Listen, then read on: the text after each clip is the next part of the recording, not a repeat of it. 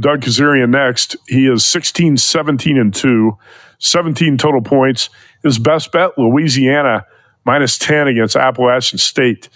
Doug Kazarian, top 15 finish in the Circa Million M Westgate a year ago. 2 top 8 finishes on the Friday Football Invitational. So he's got some work to do, but plenty of time to get it done. Louisiana minus 10, his best bet. Also, Steelers minus 3. Jaguars, Bears over 44.5. Air Force, New Mexico over 56. Pitt minus 3.5 against Cal. Washington, Iowa over 43. Iowa minus 3. And 2 plays on that game in Iowa City for Doug Kazarian. Kelly Stewart did not get her plays in a week ago. Professional handicapper out of Florida. Kelly with Wager Talk, and she was very disappointed. She's near the top of the standings and had to take a 0-0 a week ago. She dropped to 16th with no points last week. She might have been the first to get her plays in this week. Follow her on Twitter at Kelly in Vegas. Kelly on NC State plus 3. Packers minus 6. Kansas State minus 3.5 at Colorado. North Carolina plus 4. Florida Atlantic plus 5.5. Vanderbilt plus 13. And the best bet for Kelly Stewart, Virginia plus 7. She's 15 and 13, 4-0 on the best bets, and not out of it yet. So Kelly in Vegas not quitting either. All right, Rob Brandt. And Rob was a co-champ of the Circus Survivor contest a year ago. Follow him at Indiana Jet. Rob Brandt right now 14, 17, and 4. And Rob 2 and 3 on the best bets. Buccaneers minus 3. Lions minus 3. Georgia Tech minus 4. Wisconsin Rutgers under 44.5. He's taking the Huskies in what we think is a flat spot at Iowa, but he's taking a full 3. Washington plus 3 at Iowa. Ohio State minus 3 at Oregon. And Rob Brandt's best bet, Cardinals Packers over 47. You can follow Rob at Indiana Jet. Matt St. Marie joined the show tonight. You can check the replay at vsin.com. Matt St. Marie right now 15, 18, and 2.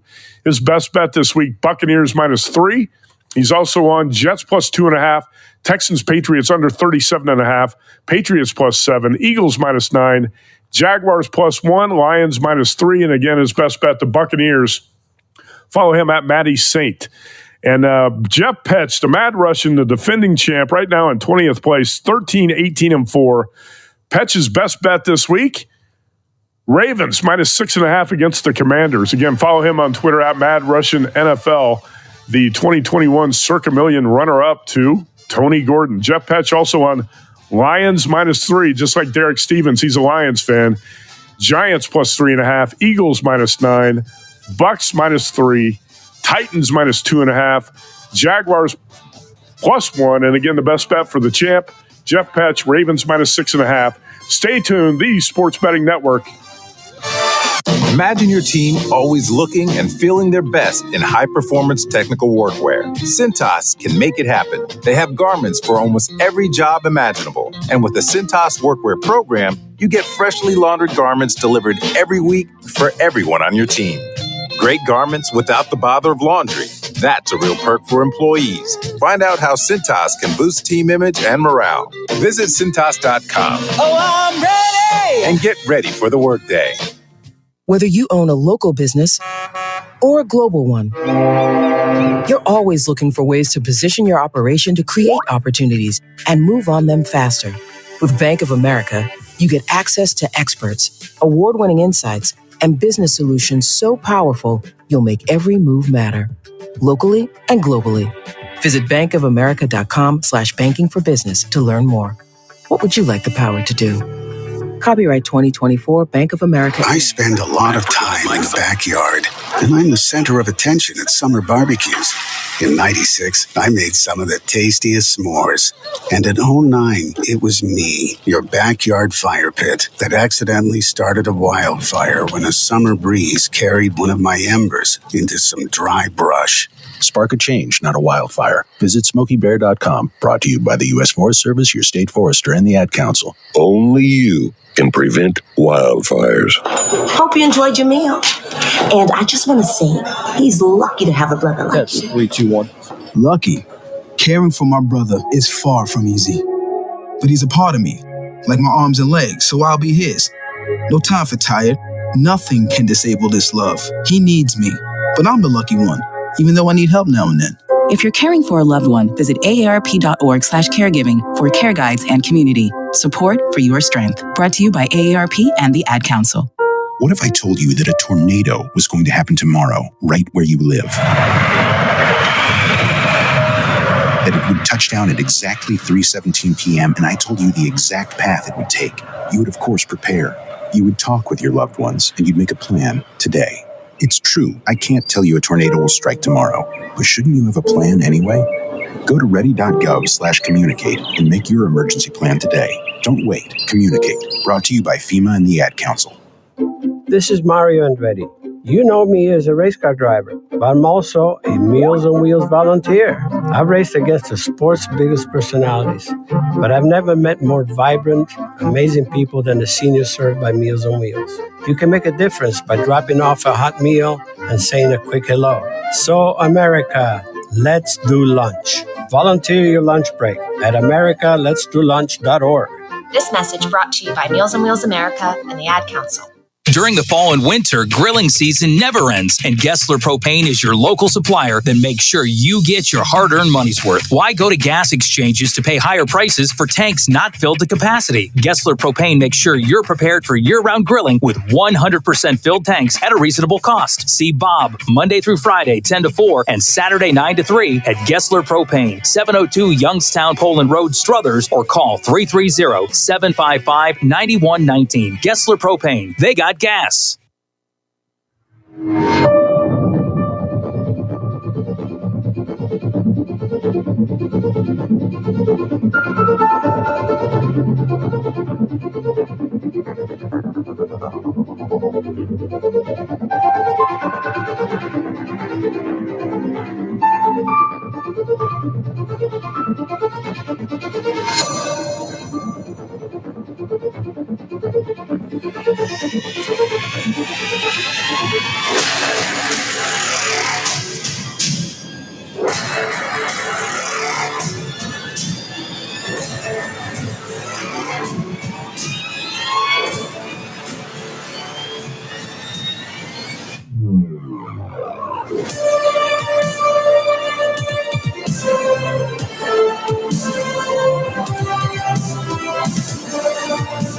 You're listening to WRDB, Western Reserve Digital Broadcasting, Youngstown, Warren, Salem, and around the world.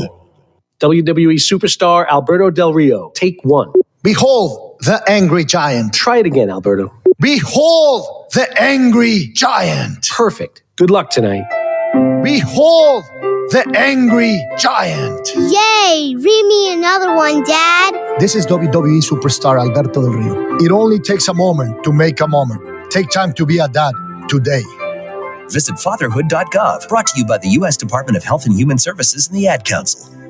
Ina's Pierogi House is your home for the area's best variety of pierogies. Daily specials include the Polish platter, the Hungarian platter, stuffed cabbage, and halushki. Having a last-minute get-together? Lena's has you covered with a wide variety of frozen take-home pierogies and dumplings. Go to Facebook at Lena's Pierogi House to see the weekly lineup of available flavors for dine-in or carry-out. Catch the best at Lena's Monday from 10 a.m. to 4 p.m. and Tuesday through Friday from 10 a.m. to 8 p.m. 20 North Main Street in Hubbard, or call 234-254-8532.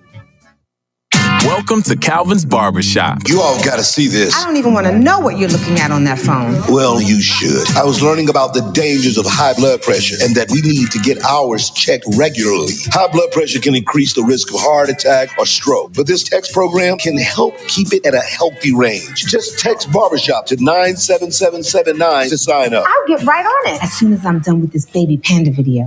Text Barbershop to 97779. A message from the American Heart Association and the Ad Council. Discount Power Sports at 778 North Main Street in Hubbard is hosting a raffle for a 125cc Pentora ATV. Tickets are $30 each, and 100 tickets are available. For each raffle, when those 100 are gone, a winner will be drawn and a new raffle will begin. Tickets can be purchased at any Hubbard home game or at 778 North Main Street or by calling 330-717-44441. $1,500 from each raffle will go toward a scholarship for the Hubbard Youth Coalition. It's time to kick back and listen to the Sports Page with your host, Pat Lucia, right here on Western Reserve Radio. You can call the show at 330-707-4202 and tell everyone what's on your mind in the wonderful world of sports. Now, here's your host, Pat Lucia.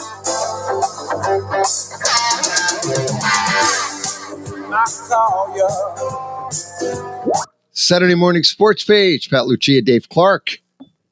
330-707-4202 is the number to call if you want to get in.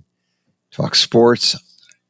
Western Reserve Radio is the station you are listening to.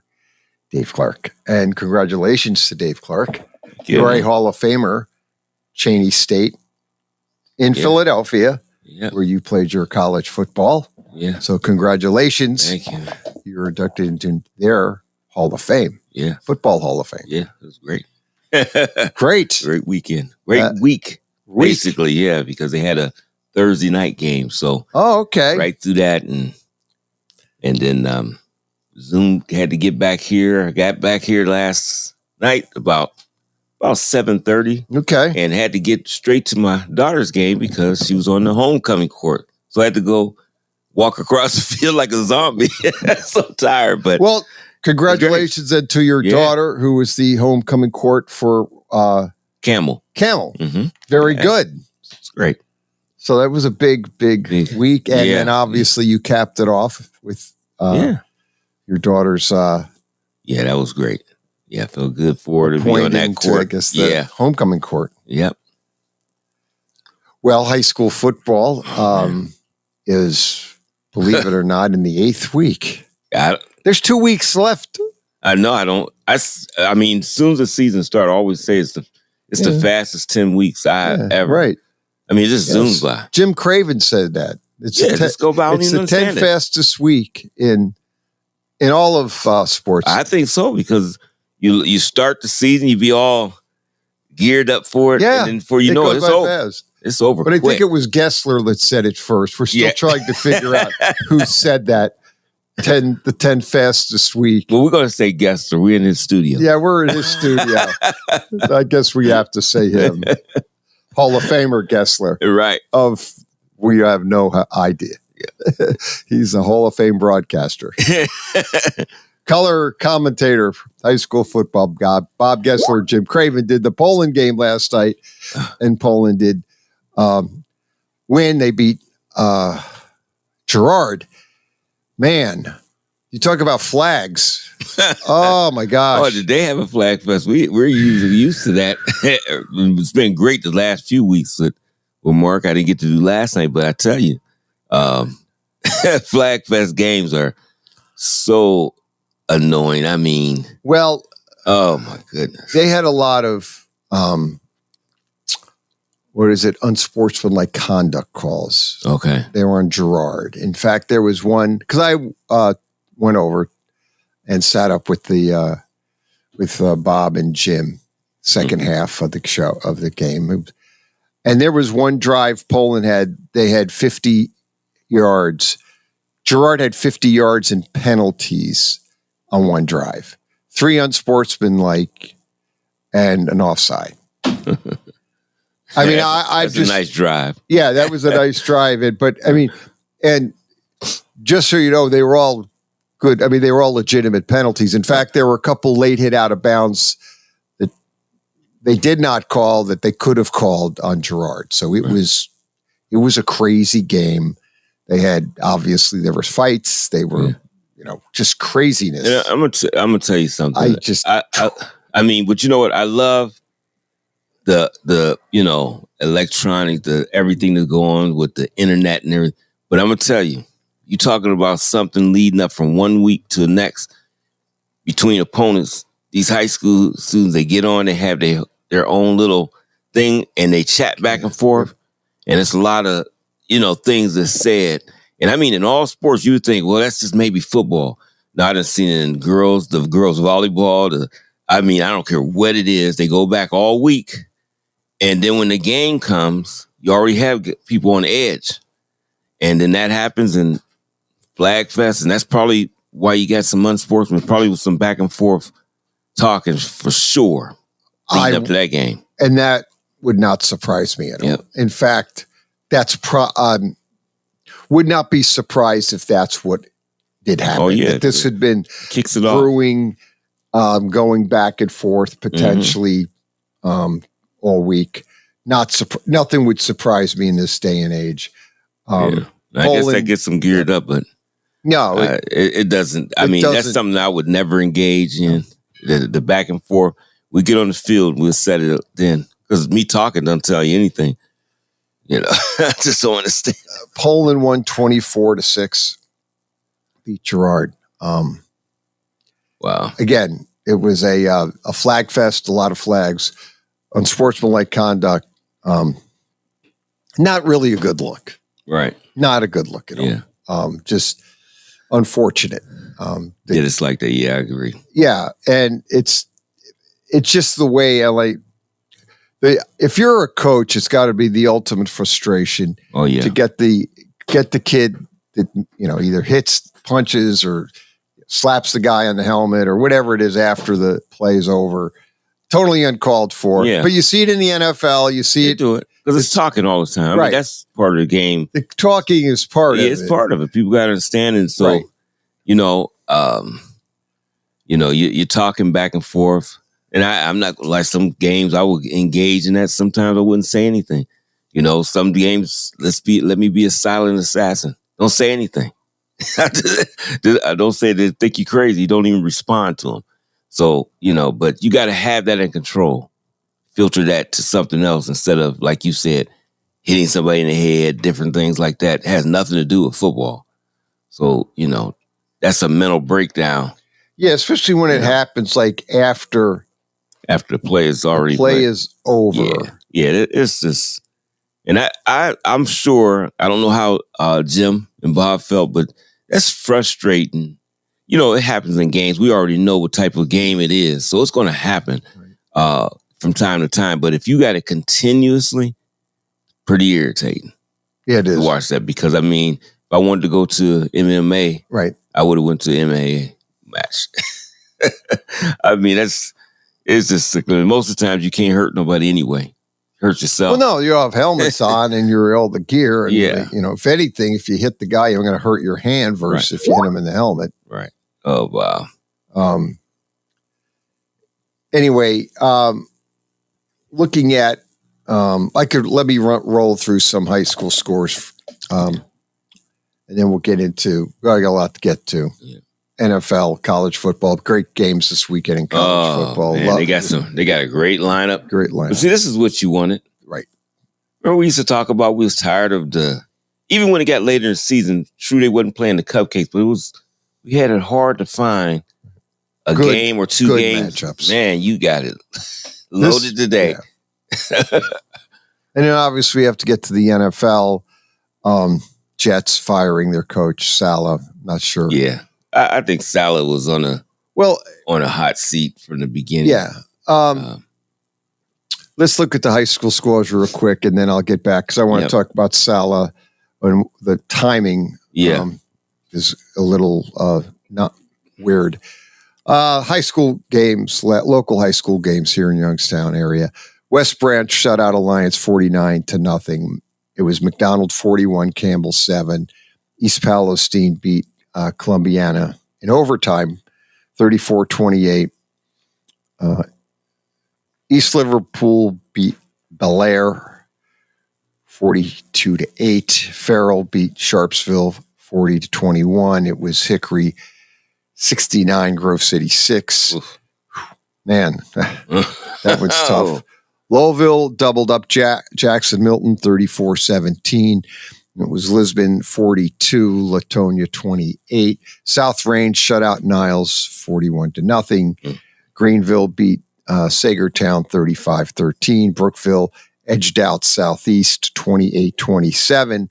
It was Warren JFK shutting out St. Thomas Aquinas 47-0. It was also another shutout. Cheney shut out University School 28-0. Warren Harding beat Mooney 20-6. Newcastle was beaten by West Allegheny 32-8. Struthers beat East 26-6. It was Ursuline beat Villas St. Joseph 24-17. That was a big, tough game. That was really kind of nip and tuck. Mm-hmm. And Ursuline was able to come out ahead on that one. United beat Wellsville 56-27. It was Western Reserve beat Waterloo 42-16. Again, Poland beat Girard 24-6. Carrollton outlasted Salem in overtime 35-34. Southern beat Valley Christian 31-14. Liberty beat LeBray 22-16. Hubbard beat Lakeview 30-20. Garfield shut out Newton Falls 40-0. And Erie McDowell edged out Fitch in a real tough battle 38-35.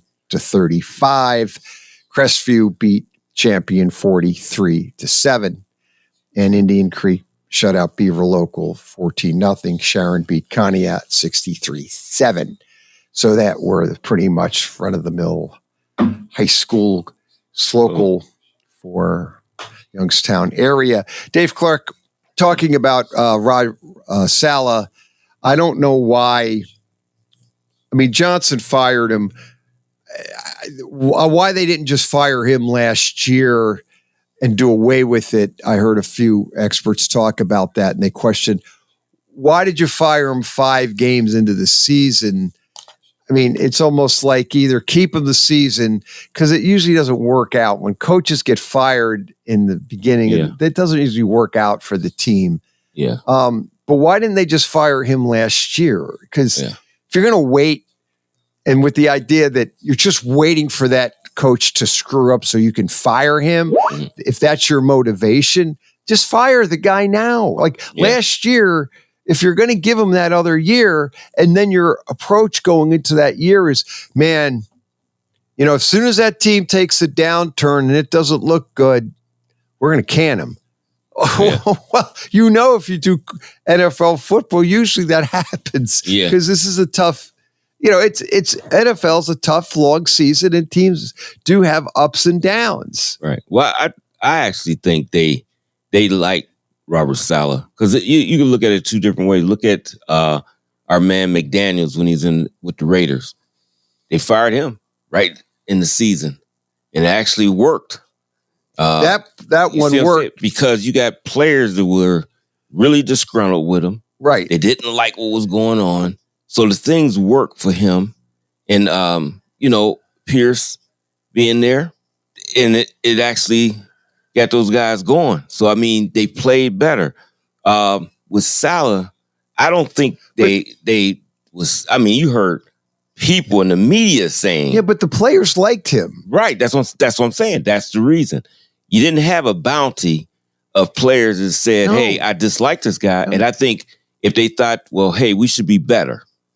But they as I'm talking about owners and everybody that's higher up, hey, we like Robert Saleh. The players like him. Let's give him the opportunity to get this thing going, because we got the talent. They do have the talent. Right. But then they start the season, you see they're up, ebb and flow is just up and down. Right. That's this one I kind of like, it's best to get him now out of there, because you do have the talent. You still got 12 games left to turn some corners. Whereas, you know, I mean, you have to do something, because they should be better than they are. And they still are not way out of it. They right, it's still in the mix.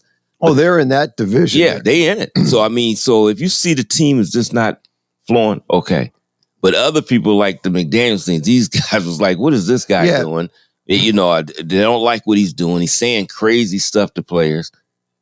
Get him out. And that helped them. So, I mean, this might help them too. If they can find the right person to right the ship. You know, it might be somebody that's on the staff. I don't know what they're going to do. Are they going to leave the interim in there? Yeah, I don't know who did they put in for interim. Did they say? Yeah, it was the defensive coordinator. Okay. Is it Olbanich? Okay. It was the he was the defensive coordinator for the Jets. And I think that's he played. for the Jet. Oh yeah, not Urban. My bad. Aldrich, Jeff Aldrich. Oh, okay. He was a linebacker. He was a linebacker. Yeah. What did I think of her? Yeah, and he was a good, decent linebacker too. He was good player. So if that's somebody that they gravitate Aldrich is the head coach, and they're foundation of defense. So if they got a guy, he's not calling the defensive signals, but probably got some different ideas because they got the talent to do all kinds of stuff on defense. You get this guy in there and get him, try to get that side of the ball going. It's going to be on Hackett to make the right type of call. Well, Hackett got demoted. Did he get demoted? Yeah, they did. And that was the other move they did. See, well, Belichick, there was an article in the New York Post that I'm just looking at now. Belichick basically finds what the Jets did is puzzling, firing Saleh when they did it. And it's also said it's the latest sign of dysfunction. For what it's worth, they demoted Hackett and believe Ted Downing is now the new coordinator. Well, the reason I said it was on Hackett because I have to question some of it, but he's in the NFL. I'm not. So he's the coach. And but I do, when I watch the games, the play calling has a lot to be desired, really, seriously. Now, if they get Devontae Adams, that's going to help them. They need another person on the outside. Just give them more versatility. Mike Will, all them guys is good. You get Devontae Adams in that group, that's a different offense. And Hackett knows how to work with those guys, but with him not being there, it might need to because his play calling is subject. I mean, there's a problem right there. Yeah, I know Belichick said, I read something a little bit. I don't know if that was the same article, but it's also the same thing he said when the Raiders got rid of McDaniels. Now, did he say that because that was his old guy or whatever? He said it was dysfunctional, but it was great. That one had to happen. Yeah, see, so we don't know because we're not in that locker room behind those walls.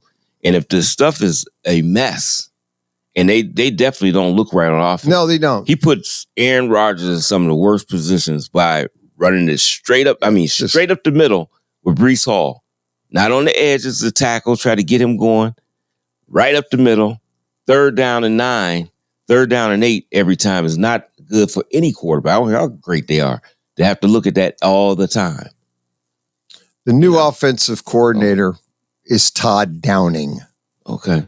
He is the man that will be the... If it's give him a spark, maybe it will. Maybe it will. Yep. The move was Aldrich gives Todd Downing offensive play calling duties from OC Nathaniel Hackett. And I get it. I get him saying dysfunctional there because when you think of the Jets, you think the Jets are dysfunctional. When you look at the Raiders, the same thing they said is dysfunctional, blah, blah, but you never know. They're in behind the walls. I just thought it was crazy what I seen on the field, some of the things they do. Well, I think the other problem with the Jets, too, is coming into the season, the expectation level was really high. Yeah. There was a lot of, some experts had them in the Super Bowl or in the conference final. They had them everywhere, and they looked pretty dismal. They had, realistically, when you saw how they played, I guess if the field goal kicker makes the field goal against Denver, maybe Saleh has his job. And they looked terrible, though, against Minnesota overseas in London. The only team they really played of any and played good was New England. Rodgers looked good, and they won that Thursday night game. But other than that, they looked horrible against the 49ers. It's like they didn't even bother to show up and play that Monday night game. So I think maybe Woody Johnson saw that and just figured, this team is just... Because you compare that talent on that team to other teams, and you'd be wondering what's going on. I mean, that's the same way you look at the Cleveland Browns. You look at that roster, it's like, okay, what the heck? Yeah, now that you just you just opened up that door. Yeah, let's talk about the other dumpster fire, or probably a bigger dumpster fire than the Jets. Is actually the Cleveland Browns. Yeah, they're no way they should be that. They are an absolute train wreck. Something's going on with that team, and I know they want to put it all on Deshaun Watson. Right, they're all you look at that defense; it's not the same. They've got that team. I don't know if they've just, for whatever reason, have mailed it in, and I don't know if it's almost like the players don't want to play. They certainly are unwatchable. Their offensive line is brutal. Absolutely. The offensive line. There is speculation that the offensive line does not like Deshaun Watson, and therefore they don't even want to block for the guy. But saying you could speculate, which everybody loves to do. I don't think Stefanski has the decision-making power. I would bench Deshaun Watson. Right. I would have to it's almost like, look, you've got to do something different. Put Jameis Winston in. Let's see maybe a different look, a different quarterback, a different approach. Maybe you could do that. But I tell you what, I'm not sure if you're going to get to say a different result. You might, but if you do get a different result with the offensive line all of a sudden playing well, all of a sudden they're blocking. Right. Now I got to pull my offensive lineman into the office, because you can't tell me that Jameis Winston is better as far as getting out of situations of not getting sacked than Deshaun Watson. He may not be throwing the ball well, but you can't tell me that all of a sudden he's getting protected when Deshaun Watson, if you playing a professional sport or any sport, I don't care if it's college, and you do not hold up your end of the bargain because I don't like the quarterback. I done played with many teammates that I wasn't crazy about. But you still have to play. But once we played, we're a team, and I don't care if we have some personal differences on that field, that's my guy. So that's the way you got to play. And if you see guys and you got to question that, then I got to question their professionalism. Because you can't do that. And I That's guess crazy. If Winston comes in and starts to win, I think you just go with what you have. I mean, if he turns the boat, the problem I have seen with Watson, I've had a lot, and I haven't watched the Browns at all. I don't, but I've had people I know watch the teams, and he just said he's just missing guys open though. And they're wide, and he goes, he's not even looking at him, or he doesn't seem to be dialed in to what they're doing on the field either. They may not. So it might be a situation where maybe it's a combination of the linemen are like, hey, this guy's not dialed in. We don't know what's going on behind in the locker room. Maybe the locker room is divided. I believe that because what's the guy that comes on, does Browns Insider? Right. And he's the one that said he's never seen an offensive line that gives up 20-something. Now, they gave up 8 sacks. I think it was 7 or 8. The game before that was like 5 or 6. But each game, they were almost free up 30 pressures on the quarterback. And he's getting hit 20 times. Now, any quarterback is all of a sudden going to get gun shy. Oh, yeah. And he's already off. Anyway, Deshaun Watson, he's already off. Now he's gun shy. He might feel that same thing that the offensive line don't want to block for me. It could be. And now what happened? Now you got a dysfunctional team, a dysfunctional line, a dysfunctional quarterback. It's something you got, and then you can't run the football. No. So these guys are not blocking. I don't understand. That's just I question their professionalism. They doing that because you're not there for Deshaun Watson. You're there for the Cleveland Browns. You play for what name is on the beginning of that team, not for you or whatever, or because I don't like somebody, And the one that I really think about all the time, as far as a teammate's concerned, Leslie O'Neal, who played for the Chargers, and we like to call them the San Diego Chargers. Right. And I can't think of the guy's name. He was a defensive tackle. They played right next to each other. And the defensive tackle was a known racist. I hate to say it, but he's from Pitt University. I can't remember what it was. And they used to have conflicts off the field. All the time. Sure. But on the field, they were fine. They just destroy on that side of the field. I forgot who it is. We had to go way back and see. But the guy was from Pitt, though. And I remember him. We'll they have to saying him coming out research this. around the same time with let's see, Bill Fralick or something. Somebody they was in college at the same time with him. So well, Leslie O'Neal played for the Chargers from 86 to 95. He actually played football at Oklahoma State. So it would have to be one of those Charger teams in there, yeah. It was on one of them shows. It's going to be a research. We got to see it because it's where are they at now? Yeah, things. One of that show. Remember that? Where are they at now? And he was just talking about that, and he said on the field, he said it was just a different thing. Off the field, well, yeah. Well, I mean, and I think that you see that a lot. Oh yeah, it happens. I mean, I remember. When we were doing the show with Tamron Smith, he told me something when he was playing for YSU. He goes, there were a couple guys in the locker room that I stayed away from. They were great on the field, but he goes, they were just out there. And he goes, nothing personal, but I just said, hey, those guys are in what they do. We all worked on the field. Yep. We got in the locker room. I went my way. They went their way. Nothing, absolutely. It's nothing wrong. And and I think that's a lot of them. Right. And that's kind of, hey, that's okay. That's normal. Because but see, I respect the guy if they're professional enough to work together. They work together. Now, what you do off on your private time is your bag. That's fine. Just don't incorporate me. As long as, I don't, whatever you want to do, that's fine. Yeah. But, we play. We're on the field. We all work hard. We all accomplish our goals. Mm-hmm. And then, when we're done playing, you go your way, I go my way. Everybody's respect one another on the field. That's, Yeah. And you do. but that's the reality of anything. That's right. Your daily job. When you have that many men in a locker room, right?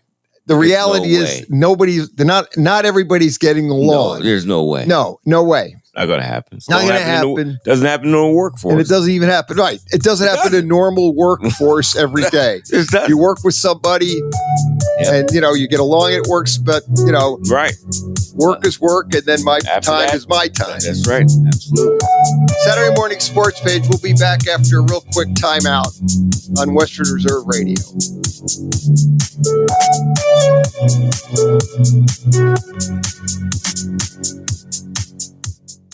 Welcome to Calvin's Barbershop. You all got to see this. I don't even want to know what you're looking at on that phone. Well, you should. I was learning about the dangers of high blood pressure and that we need to get ours checked regularly. High blood pressure can increase the risk of heart attack or stroke, but this text program can help keep it at a healthy range. Just text barbershop to 97779 to sign up. I'll get right on it as soon as I'm done with this baby panda video.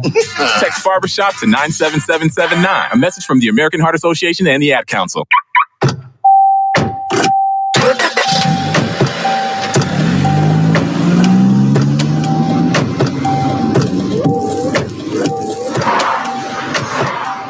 Driving has a rhythm all its own. Don't wreck it with a text. Before you get behind the wheel, silence your phone. Or better yet, designate a texter. For more text-free driving tips, visit stoptextstoprex.org. Brought to you by the Ad Council and the National Highway Traffic Safety Administration.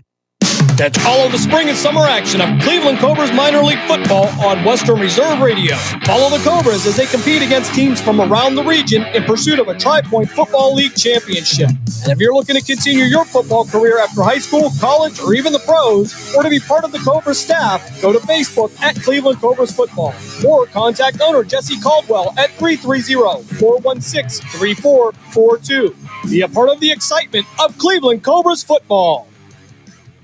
Meet Josh. Hi, everybody. Josh is a high school basketball player, solid shooter, great teammate. Hey, don't forget my tenacious D. And he's my son. Oh. So, what does Josh do to be the best basketball player he can be? I play tennis. Studies show that student athletes here in Ohio who play more than one high school sport are more likely to excel. Tennis does more than improve Josh's condition. It gives him a fresh competitive outlet, reduces the risk of injury by cross-training, and introduces him to different coaching techniques and new friends. Don't get me wrong, hoops are my first love. Tennis just gives me a little break. So when the new season begins, Josh isn't burned out on basketball. He's eager to play. And you can see the difference in his game. This message presented by the Ohio High School Athletic Association and the Ohio Interscholastic Athletic Administrators Association.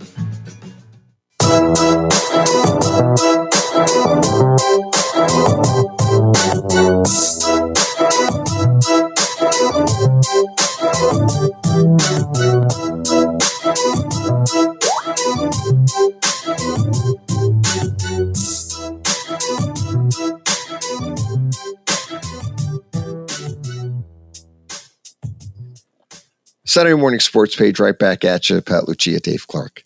Yeah, I think the problem we ultimately have, like just talking a little bit about it, and then we'll move on. The fans are upset with Deshaun Watson's contract, but that's Haslam who gave him the guaranteed money. And the worst thing you can have if you're a sports team franchise and from a fan's perspective is when you have a player who you give superstar money and they underperform the contract, woefully underperform the contract. Right. That drives everybody crazy. Mm-hmm. But the contract was a Haslam deal, and you can't blame Watson for taking the money. Right. It's just that he's not playing good for, whatever reason. He just seems out of sync. Right. I don't know if he still has injuries that are affecting his play. He doesn't seem dialed in some cases. Mm-hmm. So, and I don't know if the players are almost like resentful because he's not playing well and they feel let down because he's missing open guys. Right. He just doesn't seem in sync. But if Cleveland, they're 1-4, it's early. Oh, you can't lose, but you can't get to 1-6 and 1-7 and then say, we need to make a quarterback change. No, This is the problem I have with Stefanski and Cleveland right now. You have to do it now because you could still turn your season around. 1-4, you could still maybe get a wild card spot, especially in that division, which is totally up in the air since the Bengals are also, I believe, they're 1-4. Mm-hmm. So if you look at the landscape of that division, you still have a chance of potentially maybe getting a wild card spot now. But if you continue to blow a game, you get down to 1-6, you're not going to make it. So this is now the time to make a move to see if Jameis Winston can salvage your season. He might not. He might not, but you could try. But you got to give it a shot. This is the thing. It was a lost cause when Deshaun Watson signed that contract because let's just say, let's use some other quarterbacks right now. Let's go and say Joe Burrow. If he had a $230 million guarantee, he's way underperforming his contract. Well, I would say that underperforming. It's not the same guy. And he knows it. He's hurt. He's coming back, but he's putting up good numbers. The whole problem with the Bengals, but his processing is different. I was watching it. It says not the same guy. He's not doing the same things with his check downs and stuff like that. And sometimes they sputter because of that. The same thing with Patrick Mahomes. If he had a $230 million contract right now, now, does he make big plays sometimes? Yeah, but he's not the same guy that he was last season, the season before. It's just not there. That's a hard contract because why? It's a hard contract because nobody's worth $230 million. Well, guaranteed. Yeah, the ultimately, but you're seeing all that.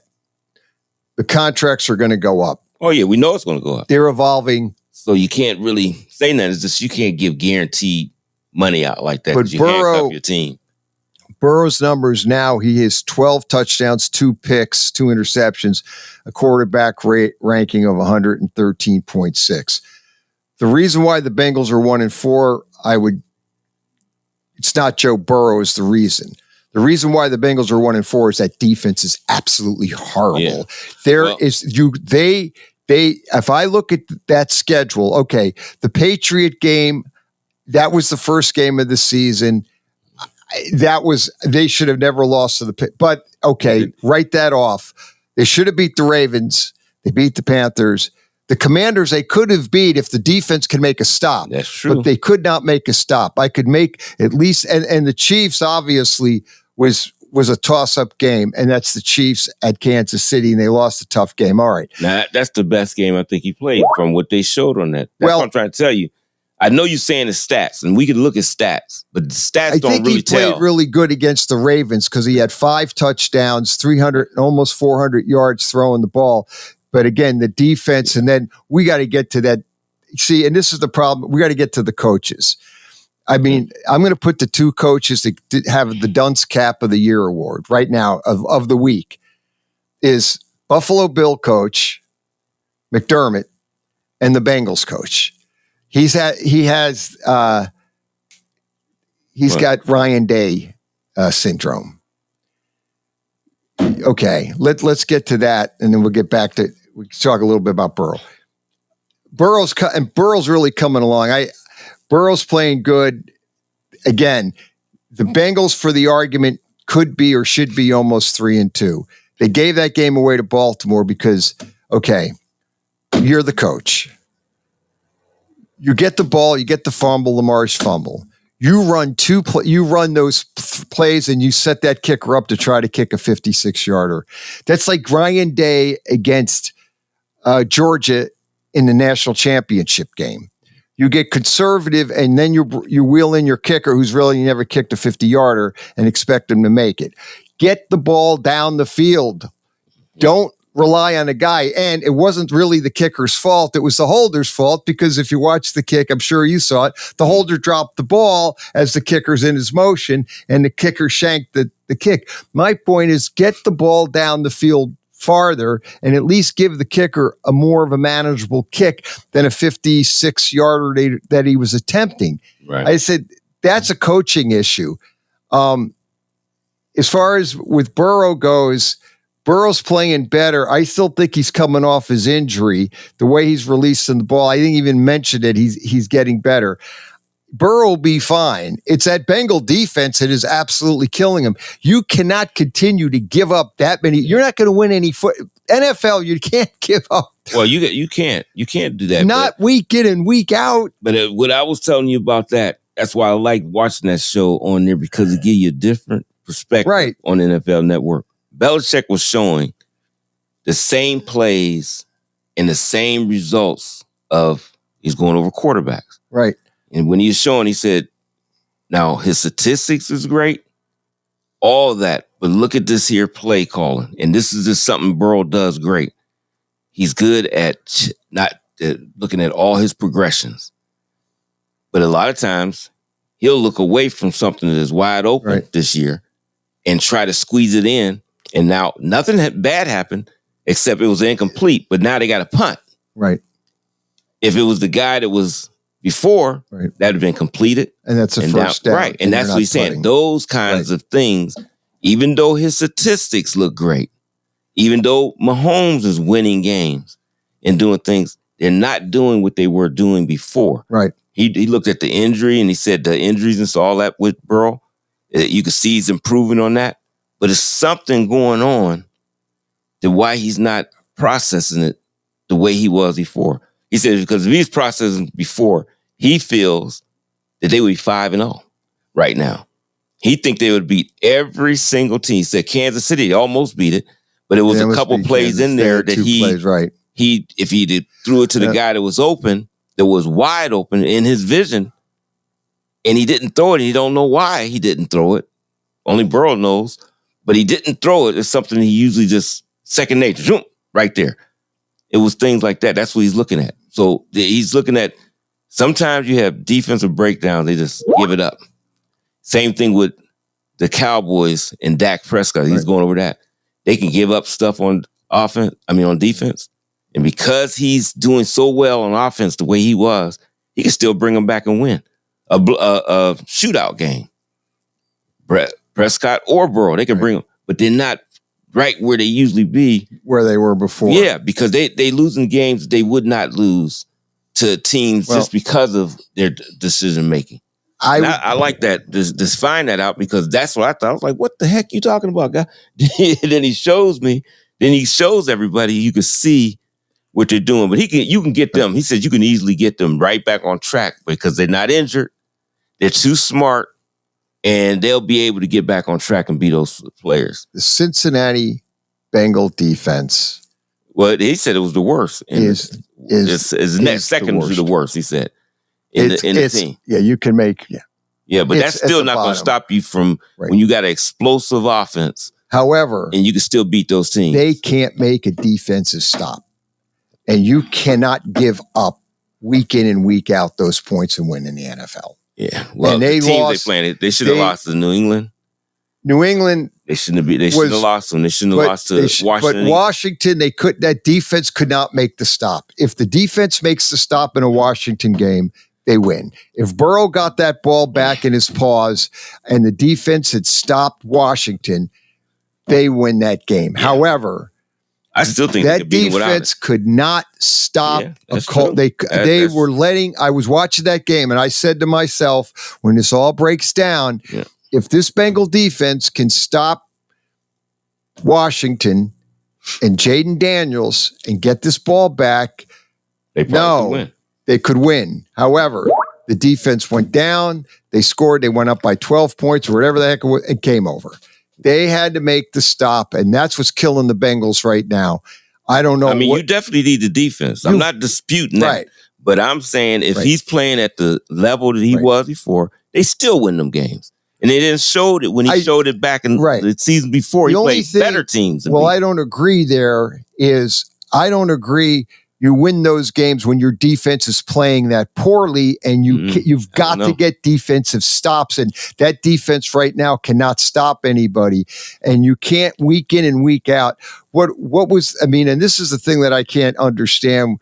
What happened to Cincinnati's defense? I don't know if it's because they lost certain players to free agency. Only lost maybe one or two. And I don't understand what's going on with that they side of the line is hurt. Now that's hurt. Now that's bad. The offensive line is off. They playing with third string defensive linemen.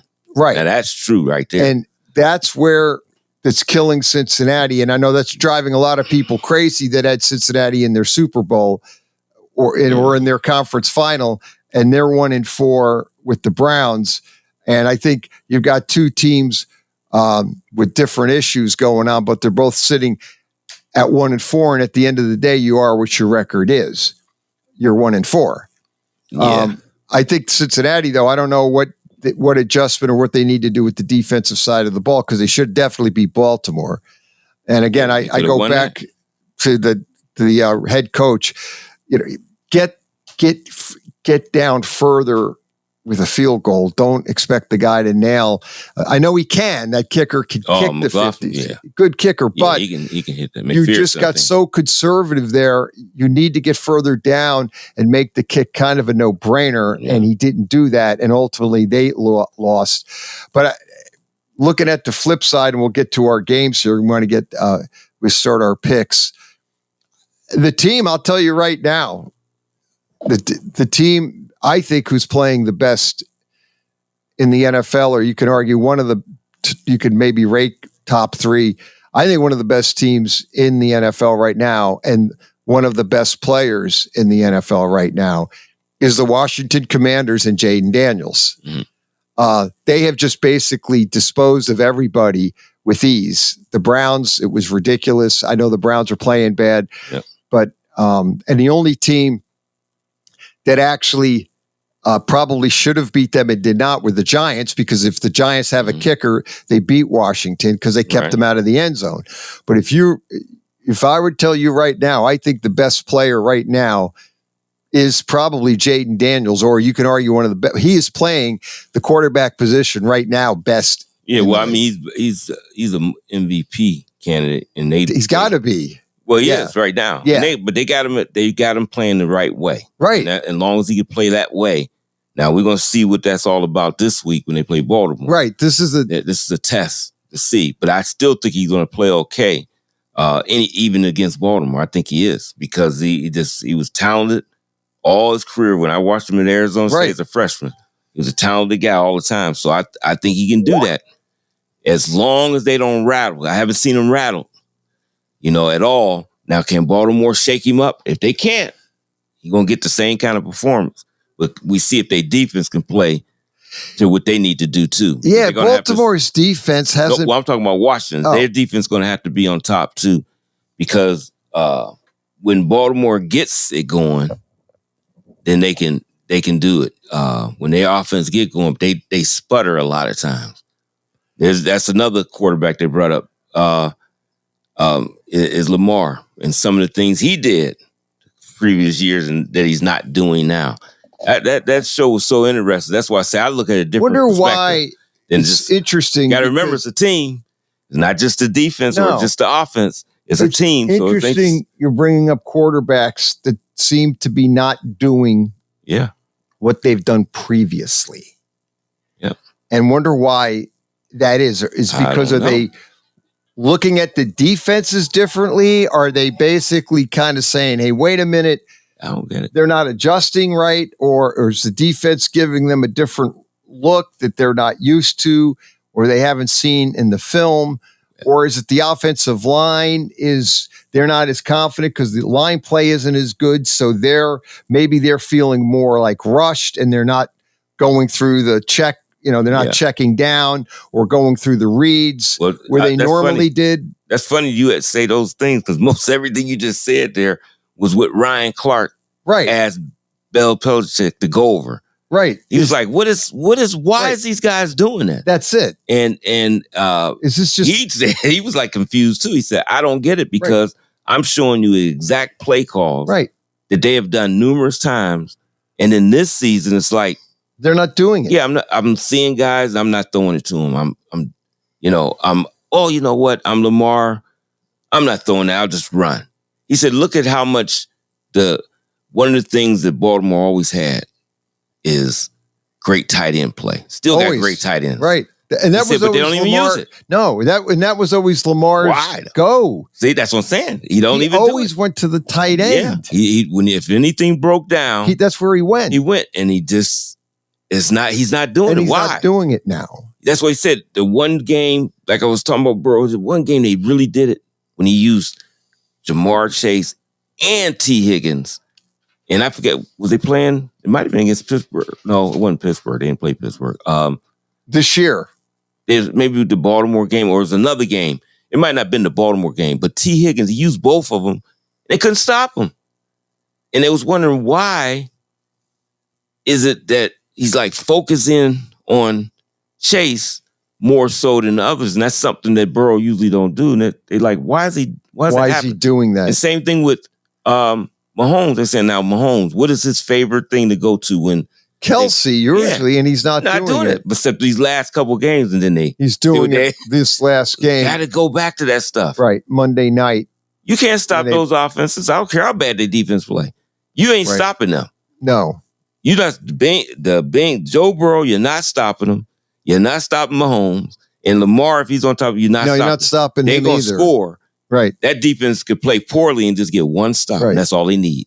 And they'll win. But they're doing stuff that they usually don't do. Like seeing guys wide open. I don't know what's going on. He said he doesn't understand it. Or is it pressure of something from somewhere to saying, hey, get the ball further downfield? The only thing I'm thinking of, because we've been hearing a lot of this, is offensive line play has been not good in the NFL. That could be it. Maybe. Well, no, I'll give it to you. That is it. And so... Now think about Burrow's offensive line. Look at Ravens. It's not the same. No, it's not. And you still got Mr. Jump Off Sides, Jawan Taylor in Kansas City every other play. So you got your inner and he can't block any. I don't know what. I mean, I don't know. He's lost. I don't know, man. He can't block anybody. That's not the same. The offensive lines right there are horrifying. They're not what they was. They're not. Put Watson's in there too. Cleveland's that used to be the staple of their team. Right. Cleveland last 2 years, I believe they had one year they had the best offensive line in the league, and I think the other year it was top 5. Right. So now their offensive line, it looks like a train wreck. But then they used to bring in backups, and it still be like don't even drop off now. Horrible. It's the same backups they had before. I don't understand what's going on. Get it. I do not get it. That's the best way to put it. I don't get it. The Cincinnati, the Baltimore Raven defense hasn't played well either. They're 3-2 though. The only team they beat convincingly here was the Buffalo Bills 35-10. They definitely dominated them. They were dominating Dallas, but they let Dallas kind of back in the game and then held on. Right. And then the Cincinnati Bengal game, they should have lost if the coach decides to drive the ball down the field and give the kicker an easy kick, at least in my opinion. The other team out there is the Buffalo Bills. And I'll tell you one thing. I mean, what is wrong? McDermott, to me, I think he's a good coach, okay, but what is going on? They handed the game to Houston. Instead of playing for the overtime, they have the ball at their 4-yard line. And instead of running the ball and at least getting it further out, they throw 3 horrendous passes that were just not going to be completed on any day of the week. They punt, give Houston the ball because he's punting in the back of his end zone, and ultimately Houston kicks the field goal and wins the game because Buffalo doesn't know what to. Their play calling has just gone down into the proverbial dumpster. Is why the hell do you hand a game to Houston? Play for overtime. Everybody I've heard more people ranting and raving about this. These two coaches have been lambasted. Who's the Cincinnati head coach? And always Zach Taylor. Zach Taylor. They took him to the woodshed, and they took McDermott to the woodshed. Yeah, I don't know. And I don't know what the hell. I don't understand that. Yeah. When you have the ball at your 4-yard line, they have Houston as 3 times. Run the ball, at least get it out further, and at least give the punter a better get it so he's punting maybe from inside. If you don't get the first down, or run 2 plays and then throw a pass for your 3rd down. Yeah. Something that's completable. Don't throw 3 bombs that are ridiculous passes that aren't going to get completed. Right. It's almost the like is low. Yes, deep ones. Yes. Yeah. I don't understand. I think the first one, if I didn't run the ball and I wanted to throw it, I'm gonna throw a screen pass. Yes. I'm gonna do something like that. Okay, that's something what I would do. Exactly. It might only give me 3 yards. That's okay. Now I got the option to run or pass the second one, but if I run it and it keeps the clock going and makes them burn a timeout. Yep, clock's still running. Now I'm 3rd and 4. I may get this first down, I may not, but you know what? I'll probably run it again. Right. Because just to make the clock and make them use their timeouts, then we kick it back there. They got no timeouts to work with. Right, that's it. But you let them save their timeouts. Yes. So I don't know what they're doing. That's Belichick. He was funny on that show because he started rubbing his head. He said, I don't know what's going on. I was laughing. He said, but he said, I probably made some of these decisions too. He said, when you're in the mix, you make bad decisions. He said, there's no way I did never make a bad decision. Yeah, but he said, but some of the things that they're doing offensively. Make sense. Yeah. That's the ultimate brain freeze. And he owned it. McDermott said, no, it was my fault. It was my mistake. He owned up to it. He didn't, he didn't dance around it. Yeah, I don't know how he could, but yeah. Well, I know this. I done seen it on the sidelines before. Who was that was playing? They were in the same position like he did, and the coach went berserk because they threw on first down. It was incomplete. And he went crazy because you saved the time. Evidently, he's not calling the plays. Yeah. He's not calling the plays. Now, Zach Taylor, I don't know if he still calls them or not, but he's got some influx with that. I know he does with the offense. But, once you see something like this, it's like, what in the heck you're throwing the ball for? Because it stops the clock. That's what I mean. Only kind of pass I'm telling you I would do would be it's got to be a quick out. A quick out, a screen. Or just a screen. Where they catch it. Maybe safe 3 or 4 yards, maybe. Okay. Keep that clock running. Stay in bounds. Clock running. Stay in bounds. Take your time. They gotta burn the timeout. Yeah. You get it. Now it's for 2nd and 6. Then maybe you run it. Maybe you get 3 yards. Now you got a 3rd, maybe 1 and 2. Maybe you throw another screen or something. You get that first down, and then now you can run the clock. Now you can run the clock, or if you want to take a couple shots down the field, okay.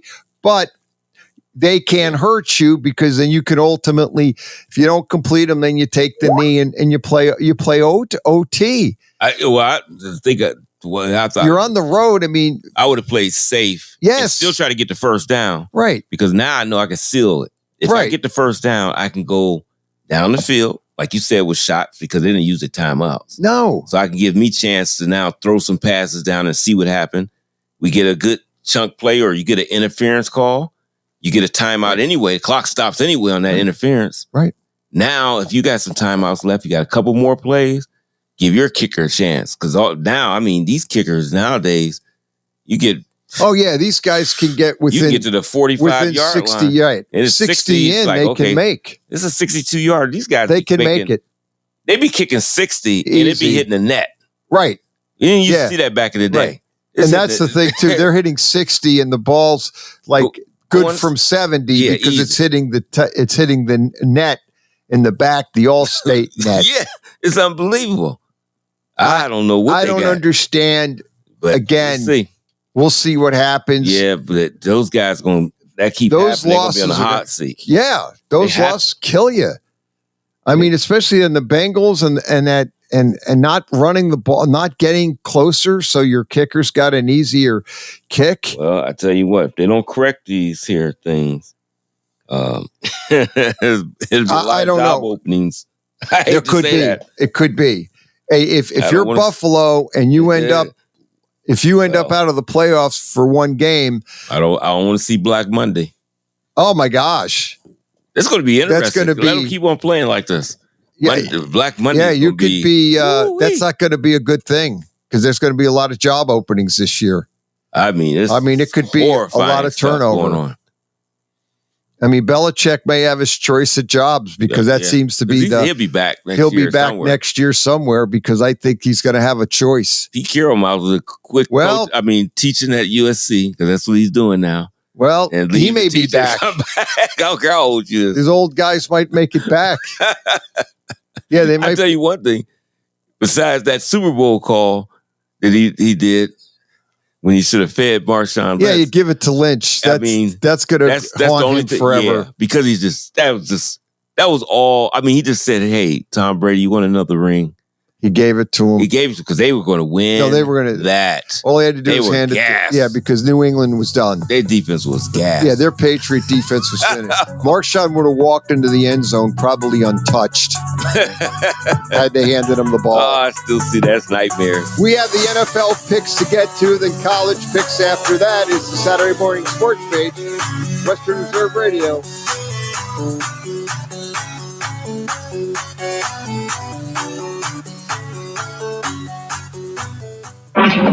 Youngstown, Warren, and Salem's local and national sports talk can be found on TuneIn and the Live 365 app at Western Reserve Radio, WRDB, The Scourge. Western Reserve Radio is the Valley's online source for sports talk and local live events. Tune in and be a part of their live weekly shows, as well as all of the hard-hitting action of Youngstown Phantoms hockey, high school football, and the GDFL. Find them at westernreserveradio.com. Tune in and the Live 365 app to be a part of the area's sports conversation. Be sure to visit them on Facebook at Western Reserve Radio and on Twitter at WR_radio. The Mahoning Valley's leader for golf, Milk Creek Golf Course, is now booking tee times for 2024. We offer stay and play opportunities available with 9 area hotel partners. For more information, visit our website at millcreekmetroparks.org. Also, look for new, exciting opportunities coming soon, including an indoor player development center with Trackman, an indoor Callaway Club Fitting Center, and an Odyssey Fitting Studio in 2024. Follow us on Facebook at Milk Creek Golf Course or call 330-740-7112. Located in Applewood Estates in Boardman Township, the Applewood Swim and Tennis Club offers a pleasant family environment. Choose a membership that meets your needs and enjoy a relaxing venue that includes not only swimming for the family, but also youth activities such as competitive swimming, tennis, and more. Enjoy the friendly atmosphere all summer long with the staff and members of the Applewood Swim and Tennis Club.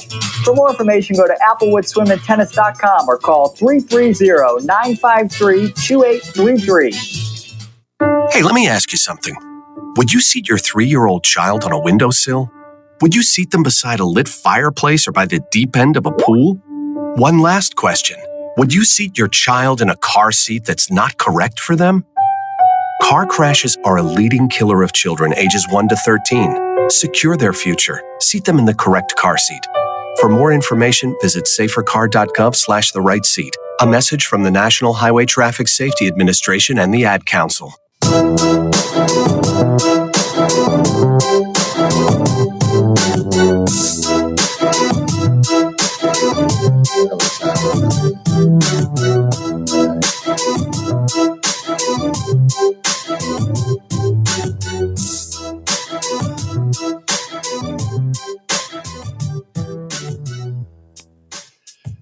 Saturday Morning Sports Page coming right back at you, 330-707-4202. Pat Lucia. Dave Clark stepped away for a bit. He'll be back. Getting to what we talked about, we covered some of the high school games, at least the scores. Talked the NFL a lot with play calling by the coaches. McDermott for the Bills, which I can't figure out McDermott's concept with the Bills. I've of all the calls this past weekend with coaches, and I know it's a challenge sometimes with the clock management and the timeout, knowing all these, but they're paid a lot of money, and they have a lot of assistants and everybody on the field, assistant coaches, people watching the clock. I don't want to go old school, but many years ago, there was a coach for the Baltimore Colts by name of Weeb Eubank, and he pretty much had I believe 1 or 2 assistant coaches, and that was it. And those guys always seemed to figure it all out, and they had less people, and I know it was a different time and a different era. But can't get my hands around some of these coaches and their decisions that they make. And again, not to belabor the point, but I think more than anything, when I look at some of these head coaches and all their assistants, they've got so many assistants around them. I would ultimately think that something would kick in. Somebody would say, hey, wait a minute, what are you doing? Like Zach Taylor with the Bengals last week against the Ravens, not getting closer for a field goal and then thinking the kicker is going to always make a 56-yarder when you had a fumble by Lamar Jackson. And they basically, Baltimore, watching that game, went out of their way to hand the game to the Bengals. It's almost like, well, we don't really want to win this game. It's a 38-38 game. Defense is obviously, the Bengal defense, I believe, is just a disaster. And the Ravens are trying to hand the Bengals the game, and the coach just doesn't have the wherewithal. Again, get the ball closer down to your field goal kicker to make it a no-brainer, or at least make the attempt to do it. And you don't. And I know it wasn't really the kicker's fault. The holder muffed the ball, and the kicker shanks the kick, and you lose. You turn the ball over to Baltimore, great field position, and Lamar Jackson gave Lamar Jackson another chance. I know we wanted to correct his issue with the fumble, and he did. And that's a big game. I mean, thing with the NFL that makes the NFL so great. And before I go, I do want to throw a baseball note out there. I'll get to it, but the NFL, 17 games, these games mean so much. And that's what makes the NFL so great, and college football. But really makes an NFL thing that makes NFL so great, it's the parity. And we're going to get to these picks because any week anybody can win. And the picks are almost this year it seems like the picks are impossible to get right. Yeah. I was in, bro, both of them. It's insane. You were 7. Dave Clark was 7-6-1. I was 6-7-1, and I had to struggle like hell to get to 6-7-1. I didn't think I was 7-6-1. I thought I won like 3 games. Yeah, no, I was trying to remember all of my picks. I go different ways, but the bottom line here is this: is coaches to be. I know they make mistakes, but I just don't. Sometimes it's when they're making those mistakes and you're screaming at the TV like I was last week against the Buffalo Bills. So watching the game and I'm screaming and yelling and go, what are you doing? I mean, we're screaming and yelling at the TV about McDermott. What are you doing here? But John, what are you throwing the ball? Run the ball. I keep thinking of Woody Hayes. Woody Hayes would be running that ball like no tomorrow. I don't know if he fell in love with the stats. I don't think Josh has an interception. Does he have an interception this year? He might not. I think he doesn't. If he does, it's minimal because the guy has been accurate. I think, like they said, the last 70 throws, he has not an interception. I said, well, no, he does not. He has no interceptions, right? 8 touchdowns, no interceptions. And that's a quarter. Yeah. You don't hear that after 5 games too much. But still, I don't care why you're making his percentage go down by trying long passes because the percentage is low in complete those. Unless you could get a perfect pass, one-on-one, but you don't do that 3 times. Why would you do that? And that's the point is I don't know why and that was the most frustrating point is he did it 3 times. So that took off maybe about 18 seconds, 20 seconds? Yes. It barely moved the clock. And then you put the kicker at the back of the end zone, kicking the punt where he can't step back because it's a safety. That's how close he was. And then he kicks the ball, and then basically you give the Texans the ball, at the 50-yard line, and then he, that's correct. I mean, you hand, and then obviously, the quarterback Stroud, one pass, boom, they trot their kicker in. He hits about a 52-yarder, and it's it. Game over. I'm looking at the other sideline. I can't believe how you blow a game. Well, the only way I see him throwing that. And this is crazy, but I look over the sideline, I see CJ Stroud. I'm not throwing that. I see Aaron Rodgers. I'm not throwing that. No. I see Tyler Palco. I might throw it. Remember Tyler? Yeah. With Tyler Palco, we might do it. Tyler Palco, he may not make a pass play. But you got that on the other sideline that all he needs is one play. One play. And he can get it there? Yeah. I mean, no way. I guess the thing is, and look at our pick. You can't gift wrap games to the other team here, people. I don't care what, I don't even know his reasoning. I don't care about his reasoning.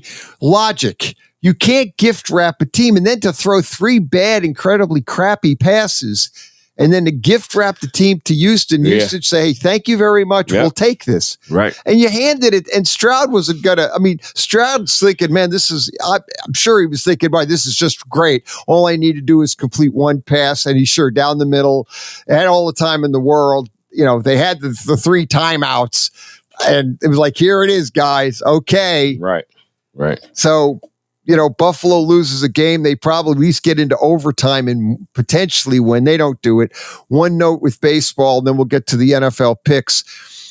Today's game with Cleveland and Detroit, which is basically going to determine who plays the New York Yankees. Last night, the Dodgers shut out the Padres 2-0. Did away with the Padres. So I think we're actually favored to win that series. Dodgers win 2-0. They will go ahead and play the New York Mets Sunday night, I believe. And then Miracle Mets again. The Miracle Mets are back. They're on a roll. I'm telling you, they forgot we're a wild card. They are blowing it up no tomorrow. Pitching, hitting, everything is on point. They got it all going there. They are the hottest team right now. Maybe Detroit's in the discussion, but today Detroit and Cleveland play at 1:00. They pushed this game back. It was supposed to believe, I think, at 8. Then it was and then they said, no, 5. Now it's 1:00 because of the potential rain in Cleveland. So they want to get it in. Yeah. So that game today will be in Cleveland. It'll be Detroit and Cleveland at 1:00. And then the winner will play the New York Yankees because the New York Yankees basically beat the Kansas City Chiefs because Giancarlo Stanton has decided to play right and hit the ball. He's done pretty much all year. He's been hurt. He strikes out a boatload of times, but in the playoffs, He basically won both.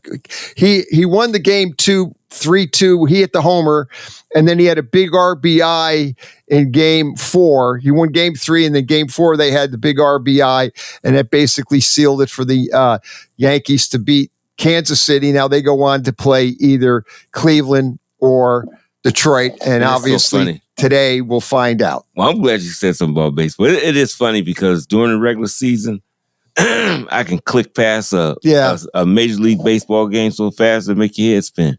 But when the playoffs start, and now that they done sped the game up, the playoffs is just completely different. Yeah, it is. And it's enjoyable to watch. I can watch it because these guys come out. I see the strategy, things they doing. Man. And I'm just watching these teams, and I thought San Diego was going to take LA out for a minute. I did too. I said they're going to take them out. I see the Mets already got Philly out of there, who was big time favorites.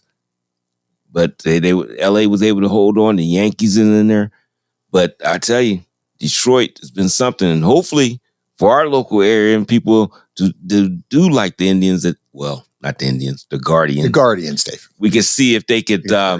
Yes. Guardians will, if it is the Guardians or Detroit, they open up Monday night in New York. New York, yep. At 7:38 p.m. And then the Mets play the Dodgers at the Dodgers. They start Sunday night at 8:15. And then Monday they do play game 2, and that's at 4:00 on Fox FS1-2 also. So that's what's going on with baseball. Let's go ahead and slide over to our picks. Let's start out with the game in London, 9:30 on NFL Network. Will be the Jags, the 1-4 Jags, who did win last week against the Colts, even though Flacco almost brought the Colts back to win the game. He did. He came up short. Jags hang on, win 37-34. They are playing the Chicago Bears, who are 3-2. And they did away with the Panthers last week, 36-10. Caleb Williams is obviously getting better and improving every game, which you kind of, for all the people out there who are calling him after a week a bust because people love to do that. You knew Caleb Williams would take him a couple of games. He's getting better. Rookie, getting kind of the feel of it. So they look better. They're playing the Jags. Actually, the Jags are at the Jags versus the Bears in London. The Bears give the Jags 2 points for what this is worth. Well, it's almost an even game, but the Jags do get 2 points. I like to see Caleb doing good. I would like to see May, who's going to start this week. I hope he does well. Yeah, I just want to see some of these guys get in there. But I'm going to tell you, Jacksonville, the London Jaguars. They are. That's almost their secondary home. Yeah, the London Jaguars play great. They do in London. I don't know what they need to have all their home games there. They should. They play great up there. I got to take it. You gonna give me points in the London points Jaguars? To the Jags. I got to take them just because that. I have no other reason to say it. No, you might be right. I have no idea where to go, and I have no idea where to go with this because going a rookie quarterback, Caleb, adjusting playing in London. I think the Bears are probably a better team, but you're right. It's London, and the Jags seem to step up. Have the Jags turned the corner is your question. Right. So, I will go with the Bears going with the better team, but you may have it. Let's move on to the Cardinals at the Packers. And the Cardinals get 5.5 on the road in Green Bay. And I don't know where you want to go with this one. Boy, the Packers are just the hardest team to figure out. They won last week. They beat the Rams 24-19. And the Cardinals beat the 49ers last week. Unbelievable. 24-23. It was almost a game that I had it. You're watching that game last week, and the way I kept thinking it, I thought even though the 49ers outplayed the Cardinals, but they were hanging around and striking, and the Cardinals took advantage of it. And you had a feeling that was going to happen. Right. I don't know why. Yep. But I had a feeling that the Cardinals were 6 points behind, and then they scored that touchdown at the end, and that was it. Yeah, and I don't understand it, but that's exactly what happened. So we have You said 5.5. Cardinals get 5.5 in Green Bay. They're coming. Now that's the Central Time Zone, so it's not the Eastern Time Zone. Not that can sometimes matter. It's 5.5. Yep, it's 5 and a hook. Well, I'm gonna take the hook in Arizona. You're gonna take the Cards. Yeah, I'm gonna take them. I'm gonna try them out there. Right. It's hard. It's hard to do that in Green Bay, but I'll do Green Bay at home. I like their chances. It's going to be 53 degrees and rain. Yeah. So it's going to be rainy. It's going to kind of be a crappy day. I think that favors the Packers. So I'll go based weather. Now the next game is interesting because I saw the point spread kind of moved around, but it's the Colts are at the Titans, and Tennessee is laying 2 and a hook. So the Colts get 2 and a hook. Yeah, let me back that up. I think you're right. The Colts get 2 and a hook. Yeah. So the Colts get 2 and a hook. They're on the road at Tennessee. I don't know who is. Do we know Richardson? He practiced fully yesterday, so he may be the starter. I think they have a better chance of winning if Flacco is in there. It just seems to me Richardson is still kind of going through growing pains as a rookie. Right. They would have a better chance of winning if Flacco is the quarterback. And then you don't know if, I guess, Levis is playing, but he may not be playing.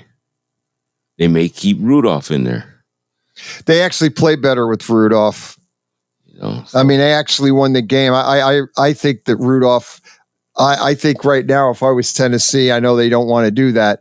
I would play Rudolph because I think Rudolph actually plays better than Levis. Levis is turning the ball over way too much. He's killing the team. Yeah, you take everything he does well, he'd be doing pretty good. And then he makes that one bonehead play. Bonehead pick six. Yeah. Like he did against the Bears and the other team. I could rattle off the teams that he just he's kind of a train wreck and he keeps making this. You can't do that in the NFL. You can't give games away like that. It's not baseball. You don't have 162 games here, people. It 17. makes me want to take the Titans. Is it Richardson against Flacco, or is it not Flacco, but Rudolph, or is it Levis? Or is it Flacco and Rudolph? I don't know who's the quarterbacks in this thing. Richardson is doubtful for week 5 with an oblique, but he had limited practice this week. Yeah, I watched last night that he did practice fully today. Not today, but Friday. He had full practice. So he had full practice. Yep, this has him down as potentially doubtful, but now that was, I don't know. That might be Thursday. That news or something. So I don't know what they decided after this. Same thing with Levis. He went and had full practice. So is he back as a starter? I don't know. I don't know what to say on this game because you don't know who's behind center. Flacco, I think their passing game is a lot more fluent.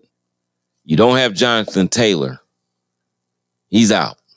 Yeah, Jonathan Taylor he's out. Right. And it puts a lot on Flacco to get rid of the ball without getting sacked or anything. And then, I don't know, this is hard. Yeah, they have him listed as Richardson has been upgraded to questionable. Okay. Let me ask with the oblique. I got to look this up. Where's they playing at? They're playing at Tennessee. And Tennessee is giving the points up, though. And Tennessee's giving 2 and a hook to the Colts. Oh, man. This is hard. I almost want to go. Will Levis did practice, full participation in practice, so he's going to play. He's going to start. It's not going to be, I'm sure they're not going to start Richards. They're not going to start Rudolph over, because Will Levis practice, full practice. Yeah, see, that's why I'm wondering about Richards, because he got a full practice. They had him taking the majority of his stats. And they listed him as limited practice. Yeah, that's Thursday then. And that was questionable with the oblique. I guess so. Yeah, that news you got is old. It's a week, because last day night old. when they showed it, they showed where he had no practice, limited practice, and then full practice Friday. So I'm thinking it's Richardson against Levis. That makes me lean towards Richardson. Yeah, this is so I don't know though. All right. Well, I'll tell you what. I'm just gonna take the points. Yeah, you're gonna take the Colts and the points. Colts get 2 and a hook. Yeah, I think I just take the points. Want the all right, I'll do I don't know. I don't even know with this game because I tend to think maybe the home team. I'm going home team just because if Flacco was playing, I would probably go with the Colts, but it looks like Richardson is going to play. And then see, for me, it's Tennessee. I'd rather have Rudolph in a way, but maybe Levis will play up to his. Yeah. See, that's what, if he play up his potential, I think they beat him. They beat the Colts, but that's all. I had to come back to that one. All I won't. I'll just really think about it as we go. All right, we'll leave it. That's a hard one. Let's move forward. Texans are at the Patriots, and the Patriots, the home dog, getting 6.5 at home. I seen a stat that really surprised me. The Texans are 0-7. Yeah, against New England. Yeah, but that's you know what? I know you're right. That's crazy. That's crazy. I want to know how. Though. I don't know how even either. With one of the games where Brady didn't play. Yeah, they had a backup in. They still won. Well, May is going to play for New England. Yeah, I know. They're going to roll May out and see. I think they're going to throw the ball down the field with him too. I think the Texans defense is going to have. I could be dead wrong. I think the Texans could have a field day with this guy, or other way around. I'm taking the Texans, and I'll lay the 6 and a hook. 6 and a hook. Patriots get 6 and a hook at home. I know what you're saying with history and the 0-7. Yeah, that's but crazy. New England's a kind of a lousy team, and they're rolling Drake May out just to say, let's see what this guy's got. That scares me. Well, no, that's why. I'm going Houston, but it's just I just couldn't believe when I seen that. It said 0-7. That's a And then I said, oh well, Brady. And then they showed the graphic. Brady didn't play in half of a game, and the other one he didn't play at all. Well, it's at New England. About? Yeah. Yeah, and that's what they said, 0-7 in New England. Why? I mean, I'm still going to take them because I don't see them being able to score enough. Yeah, New England, I just can't see that. I see them scoring enough. And the Texans' defenses having their way with these quarterbacks, man. The Texans, and they crushed Caleb Williams, and they beat up Josh Allen bad. They're a physical defense. I know they should. If they lose, I'm probably start believing in jinxes or something. Okay. Here's another one you might want to just shake your head at too, because these games are this week are just head shakers. Buccaneers are at the Saints. Oh God. And this is a tough one because the Saints are actually getting 3.5 points at home against the Buccaneers. Now, isn't Derek Carr out? I believe. Yes. So Spencer Rattler will be getting. Spencer Rattler is going to start. I'm taking Tampa Bay, and it's only because of the head coach who usually devises some very good defensive schemes. I think Todd Bowles is really a good defensive. I mean, I think he's a really good head coach, but he's a great defensive mind. I like Todd Bowles a lot. And I think that you got Baker and you got the other guy. I just got to go with. All right, let's get on to this one now. Oh God. Here's the one: Browns and Eagles. Talk about the Browns are getting 9.5 points. This is the largest point spread of the week. That's a lot of points. That's a lot of points, but I think it goes to show you how far the Browns have really fallen. Vegas is looking at the Browns like these guys they're done. Yeah, no. They're looking at it. They're giving them 9.5. They're in Philadelphia, 1:00 on Fox. So we'll get that game here because the Steelers play it at 4:05 on CBS at the Raiders. We'll get to that. But the Browns are at the Eagles. What do you want to do there? You want to take the lumber and think the Browns will figure it out? If they were playing Jameis Winston, I would basically take the Browns on the points. They keep Deshaun Watson in the game. I mean, and the Eagles are coming off a bye. And they needed it because I didn't know that they had all these guys out. Right. They had A.J. Brown out, Devontae Smith they out, had Lane Johnson out. Their offensive guard, I forgot they just said on here, 3 defensive people. And I didn't know they had that many missing. All I know they wasn't playing well. They're all healthy and back for this. And if they play up to their caliber, I don't see Cleveland staying with them. No, I just can't see. I think this might be a game. I'm going to go out on a limb. I'm going to take Philly. Oh, I'm taking the Eagles. I just want to do Schwartz know enough to how to corral them a little bit to be able to be in that point spread. Not beat them, but just be able to get within 9.5. They keep it. That's going to be but if you see what, they got absolutely boat raced by the Commanders last week, 34-13 in a game they were never in and terrible. Could they bounce? This could be a bounce back game, but it could be if they listen to the things that, hey, you don't like this guy, and they gather together, they might. They got the talent. They would have a chance. If they were playing Jameis Winston, I might take the Browns if they played Winston. Yeah. They're going to keep playing Deshaun Watson. Yeah. I'm probably wrong, but they're going nowhere. And this team's going to flounder. He has to play better. I don't see anything that's going to tell me he is. And the defense got to play better. Right. I don't know what's going on with that. I think it's a situation where I think this team is so down on themselves. They have no faith in the offense. The defense has no faith in the offense. And they see Watson missing guys and he walks around like he doesn't want to be there. And that's the problem. I think that's poor leadership. Who do you blame? I don't care who you want to blame. I'm just saying something's radically wrong with the Browns, who everyone kept saying they got the best roster in football, one of the best rosters. Mm-hmm. And I have a look at this team and everyone says they're done. Yeah. They don't want to play. Yeah. And I've never seen a team like this. They didn't activate him yet. I think next week. Chubb.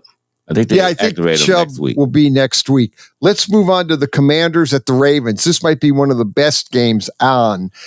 It's 1 o'clock CBS. Commanders at Ravens. Commanders get 6 and a hook.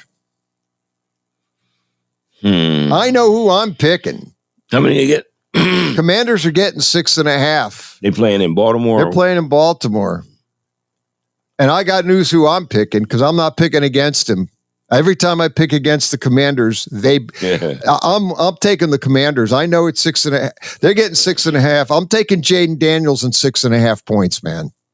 Because now I keep saying that the Commanders might be one of the best teams in football, and I'll go one better. I think right now the best quarterback out there playing right now is Jaden Daniels. He is moving that ball, making every pass, and you can't, and when they need to score, they do it. I've been watching them all year. The best team. I know they're going to have to score tomorrow. Tomorrow. Right.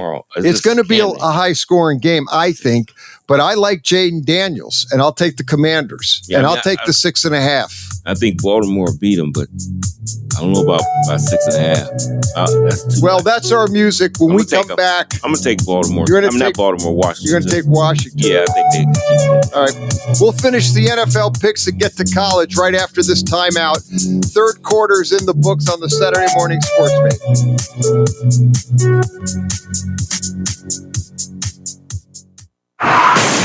happen. That's why you need Repair That Glass. Specializing in windshield replacement and all other auto glass, we offer a full range of automotive glass repairs. Our technicians can do everything from minor chip repair to a complete replacement. Your windows don't go up or down, they can fix that too, along with custom glass work and antiques. Repair That Glass is a family-run business for over 40 years. Repair That Glass. Call for your appointment now at 330-534-3192. In the small town of Elmira, New York, a boy was born into an all-American family. The odds of him achieving his dream in the fashion industry? 1 in 23 million. The odds of having a child diagnosed with autism? 1 in 68. I am Tommy Hilfiger, and my family is affected by autism. Learn more at autismspeaks.org/signs. Brought to you by Autism Speaks and the Ad Council. Discount Power Sports at 778 North Main Street in Hubbard is hosting a raffle for a 125cc Pintura ATV. Tickets are $30 each, and 100 tickets are available. For each raffle, when those 100 are gone, a winner will be drawn and a new raffle will begin. Tickets can be purchased at any Hubbard home game or at 778 North Main Street or by calling 330-717-44441. $1,500 from each raffle will go toward a scholarship for the Hubbard Youth Coalition. Looking for future leaders we can believe in? Look no further than the high school student athletes right here in Ohio. High school sports teach young people how to be effective leaders. It includes learning to listen, accepting responsibility, being a good role model, and it's about respect. The result, it transcends sports. It gives us hope for the future. This message presented by the Ohio High School Athletic Association and the Ohio Interscholastic Athletic Administrators Association.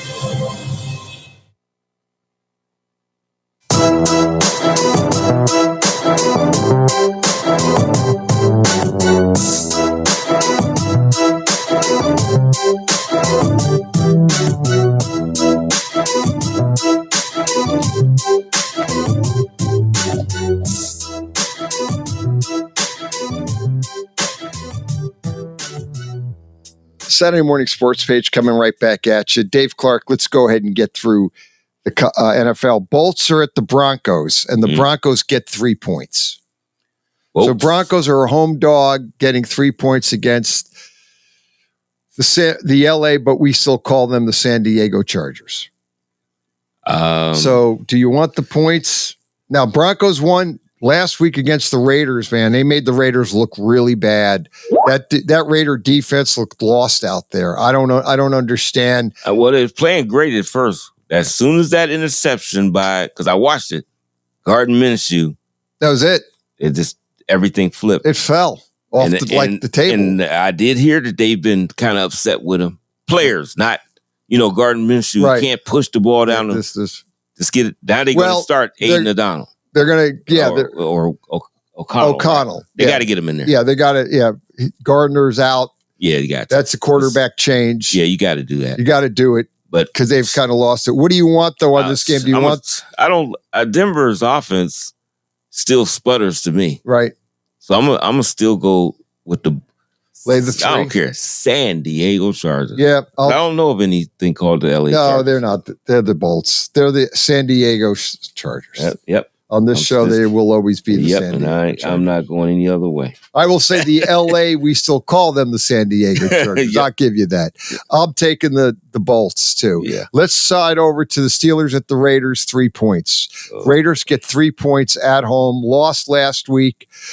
Steelers lost a tough game on Sunday night, 20-17. Fields is playing better. He is starting, although Russell Wilson is now the backup, and he's evidently in position to play.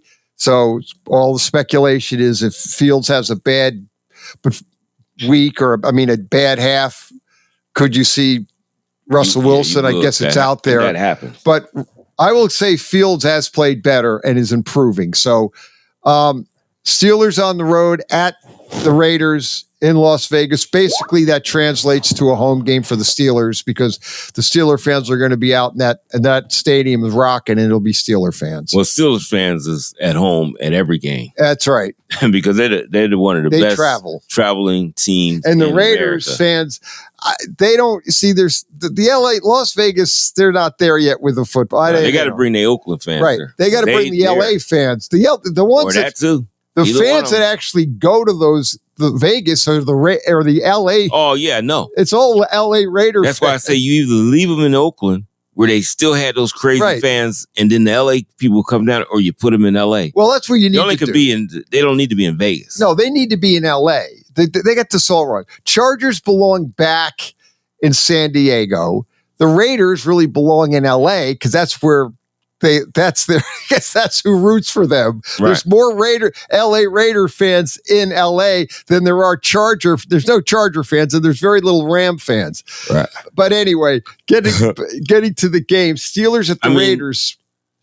I always want to pick my teams, but I got to see after O'Connell plays and stuff. I'm just It's hard. Just 3 points. 3 even, points. right? Yeah, 3. Raiders get and they 3. always play the Steelers. They good. do play them hard. I don't know why they play. I don't know. The matchups or something, but it's hard for me to say it. I'm gonna take Pittsburgh. Me too. Maybe it's the uniforms. I don't know. Let's get to the next one. This is a big one. This is a big game. It's the Lions coming off a bye at the Cowboys with the big win on Sunday night, playing the Lions. This is a big game. Yeah, it is. The boys of Dallas, or the Dallas Cowboys, they're actually getting 3 in a hook. They're gonna have to throw the ball a lot. A lot, because Detroit can score, man. Yeah, I'm just going to take Detroit. I'll take Lions. They could just score. I mean, I'll lay the 3 in the hook though. Dowdle is not bad, the running back, but Ezekiel is a shell. Yeah, he's not the same. Why aren't you bringing up Dalvin Cook? He's been on the practice squad long enough. I don't understand. Yeah, why would they not just sign him right to the bring regular roster? Yeah, get him in there, because he still showed that he has something left. Get Elliott's got nothing left. He's just you're right. Ezekiel, I don't know. He's a great guy to get in there to block on. Yeah, he's pass a good blocker. protection. He's good in situations, but not running the ball. Also, it's gone. Falcons are at the Panthers +6. So the Panthers, that people are jumping on the Panthers saying that there's some statistic out there that says this game is definitely set up for the Panthers. I'm sorry. I'm trying to research that. Why? I don't know. I'm taking the Falcons because I know they're not the home. Falcons are the Panthers get 6 points. I can't take the Panthers. I know Andy Dalton has maybe resurrected this team a little bit. It's probably going to do it too. And they're home. They might win. I like the Falcons and Cousins, although they came off a big game over the Bucks, that Thursday night game. They won 36-30. So what do you think? Oh, man, I just think the Falcons got to keep building on what they got. They throw the football and do what you have to do. They so inconsistent. 6.5? Yeah. You want 6 even. 6 even? Yeah. You want the Panthers in the 6? No, they're home dog. Home too. Oh, yeah, they are home. We didn't have no dog in here, so I'm going to take Atlanta. Okay. Let's go to the Bengals at the Giants. The Giants beat the Hawks last week. Seahawks, they get 3. The Giants are a home dog, getting 3.5 over the Bengals. Bengals lost last week. We talked about that at length, 41-38. The Giants beat the Seahawks last week at Seattle. Yeah, and the Giants actually look pretty good. I know. They sure did. And now they're home, and better. And they are playing better. They lost a tough game to Dallas. They should have beat Washington if they got a field goal kicker. And they beat Cleveland and they beat the Seahawks last week. I'm taking the Giants. I know I'm probably putting a whammy on them. I'll take the 3 in a hook. I get 3.5 points. The Giants lose by a field goal. You win. I actually feel that way. I just think, is it time for Burrow Burrow could have a field day with the Giant defense, but if he doesn't, if he's still doing what they talking about, the little things. Yeah, I don't know. The one thing about the Giants, they capitalize on little things. They do. And their defense is playing better. The offense is playing pretty good with Jones. Bengals defense is terrible. I could see the Giants hanging and keeping with the Cincinnati because Cincinnati's defense is bad. Yeah, and it's 3 in a hook. And the Giants get 3 in a hook at home and Sunday night. I actually want to pick those guys, but I'm gonna go. I'm thinking Joe Burrow's gonna do what he does. So I'm going to take the Bengals. Okay. But it's hard because I do believe the Giants are going to win. Part of me tells me in my brain they're going to win the game. Not the point spread. But you're actually going to outright win. I don't know why. Something tells me that. Let's go with Monday night, then we get Irish Mike in and do college. Bills at the Jets, 2.5. The Jets get 2.5. Sunday night, new coach. Monday night. And at home. Right? At home. Jets at home, 2.5. Got a brand new coach. Blah, blah, blah, blah, blah. What do you got? They look bad. They looked horrible playing against the Vikings in England. They're home. The Bills gave the game away to the Texans. We talked about that. How many points is it? 2.5. Jets get 2.5. It's a home dog. I'm going to still take Buffalo. Me too. I'm still taking I'm taking the Bills. I'm not buying it. Until I want to see what product I get. I don't want to judge it on one game. No, I don't either. I got to give them a couple games. I want to see them. But let's just see them play. Let's get Irish Mike. Irish Mike, you there? Hello. Hi, Dave. How you guys? Oh, okay. Good, Irish Mike. What's going on? Same old, same old. Good. Obviously, we got to the college football. You got anything for us? We go right to the picks. No, I mean, obviously the big upset last week was Vanderbilt at home upsetting Alabama. Yeah, Bama. I mean, let's be honest. Maybe it's just me. You guys watch as much college games as I do, but I think the last 2 or 3 years, even when Saban was there the last couple of years, Alabama has major problems on the defensive side of the ball. They can't get stops. Yeah, they do. I mean, they have defensive lapses. I saw the Vanderbilt. Well, I saw the end of the Vanderbilt game and the last quarter. So, yeah, you're right. I don't know Alabama, but here's the thing we'll realize. And the other thing is, Dave, he's a big draft guru, and, the NFL, Dave. Alabama's offensive linemen do not translate to the NFL. They're overrated. Their offensive line's been overrated for years. And when they get in the NFL, they're bust. They are. Because they're big and they can't move. They are. Right. They're big. They're big mountains of men. But they don't. Yes. But they're not great athletes. Yeah, look at the New York Giants on their pick. And who was that guy? I can't remember his name. Neil. When they beat Georgia to win the national championship in 2017, he started as a true freshman, played there 4 years, and then 3 or 4 years ago, the Las Vegas Raiders took him with the first pick, and they ended up cutting him. Like at the end of the year, he was so bad on the offensive line, and he's bounced around between 3 or 4 teams on practice squads, and he keeps getting cut. He's only got to be about 24, 25 years old right now. I can't remember his name, though. Oh, boy. It's going to drive me crazy. But here. He was a left tackle. He was a left tackle, and they moved him to guard because he physically couldn't move, and everyone was just ripping the John Gruden and Mike, what the heck was the name? Mike, the general manager.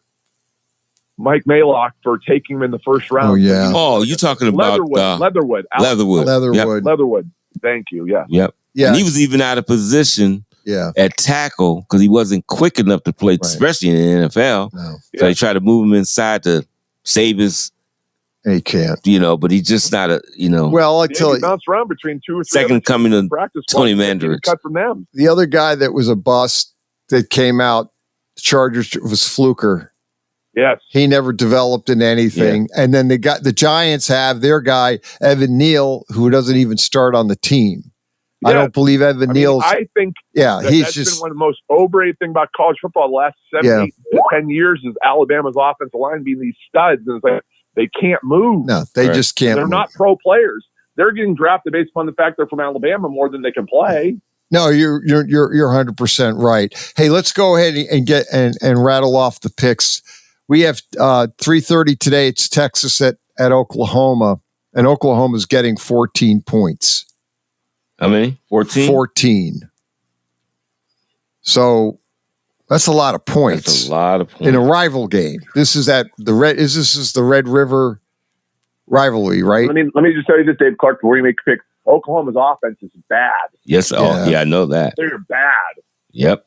Yeah, they did beat Auburn last week, 27-21. They might only get offensively. They might only get 10 points, 10 or 13. So that's 27. So what do you? I'm not 27 and total. Texas will get that now. Ewers is playing. He's starting. Ewers is back from the injury. He's back. Irish Mike. That's a lot of lumber though. I'm going to go ahead and I'm going to take Texas. Yeah. I mean, I think Evers is back today. He's been out for about 3 or 4 weeks. Arch Manning goes back to the bench, and who was great when he played. Let's be honest, 98% of schools will take Arch Manning right now, right? And I think right. Last week, for the record, Irish Mike was 4-5-1. Dave, you were 3-5-1, and I have the dunce cap. I was 2-6-1. So that's how you could go in this. Terrible. You never know. Washington. I take Texas. What'd you guys take? We all took Texas. I got Texas too. Yeah, I like Texas, although they're probably not. But can they cover? That's the question. Yeah. Washington is at Iowa noon Fox. 2.5. Washington is getting 2.5. So, do you want? They're not ranked, are they? What's that? Washington ranked now. Is Washington ranked? That's a good question. They beat Michigan, right? Yeah, they beat Michigan. They beat last Michigan. week, right? I was wondering if they sneak in there, but I don't know. I don't know if they're ranked. I don't think they're ranked. Yeah, I don't think so either. This is a league game, by the way. This is a Big Ten game, guys. Yeah, right. Don't that throw you off? Yeah, you have to remember that. I just read in the paper, the University of California, the Golden Bears are playing at Pittsburgh today. Pitt, that's an ACC game. Yep, and that's an ACC game, right? Because California and Pat, Stanford. you called this 3 years ago when this came down. Schools are now complaining about flying across multiple time zones to play games, and their players are getting tired and worn out doing it 2 or 3 times during a year. Well, of course. I mean, did they see that one coming? I mean, yeah. Traveling across the country. Yeah. We have that game too. It's coming up. Washington, Iowa. Yeah. It's a noon game, right? That's a noon game. Okay. Washington's coming. Iowa noon. And how many points? I'm going to go with Iowa at home. Washington gets -2.5. Yeah, I'm going to take Iowa too at home. You want Iowa too, Irish Mike? Yes. Yeah, me at too. Home. If it's in Seattle, I would take Washington, but I'll go with Iowa. Okay, here's my favorite. I think I'm going to adopt them as my semi-favorite team, the Rutgers Scarlet Knights. The Wisconsin Badgers are at the Rutgers Scarlet Knights, and Wisconsin is getting 2.5 at Rutgers. And 3-2 Wisconsin playing 4-1 Rutgers. Rutgers lost last week to Nebraska 14-7. It was a push. Yep. And then Wisconsin waxed Purdue 52-6. So I don't know Purdue might be the worst team, not only in the Big Ten. They might be bad. That coach of Purdue's in trouble. Let's be honest, guys. He's in trouble. You can't look that bad. I mean, I guess they look bad every week. I mean, they look bad. They're going to beat by 5-6 touchdowns every week. week. Yeah, that doesn't look good. Oh well. Sure. See what he has a new Wisconsin. Career choice. Yeah, I'm trying to think. Should I take Wisconsin? I think this is got everything. Well, the half point will help. Yeah, that 2.5. It's 2.5. So the field goal. I'll go with the Scarlet Knights from Rutgers. Yeah, I'm going to go with Wisconsin. Okay, Luke Fickle. Yeah, let me try. You want Luke? Yeah, I'm going to go with my Scarlet Knights from the Rutgers Scarlet Knights. Hey, 2 former assistants. They went on staff together, right? Greg Schiano was there, and Luke Fickle were there at one point in time as assistants, right? Yeah. Yeah, let's go. Let's go. Here it is. Big game. Penn State at USC. USC lost last week to Minnesota. They're out of they're not getting in the playoff. No. You don't lose to Minnesota. They're not in. USC lost last week to Minnesota 24-17. They're not getting in the final 12. I'm sorry. They're 3-2.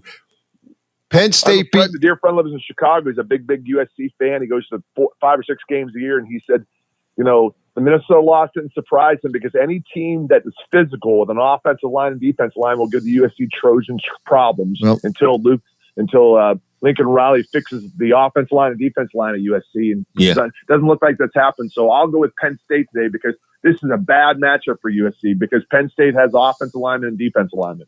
With 5.5. USC gets 5.5. I'm going to take USC. Okay. I think to your point, Penn State, the travel could hurt them. I think the physicality of Penn State, I'll lay the 5.5 to take Penn State. Cal is at Pitt, and actually, Pitt is actually getting 3 points.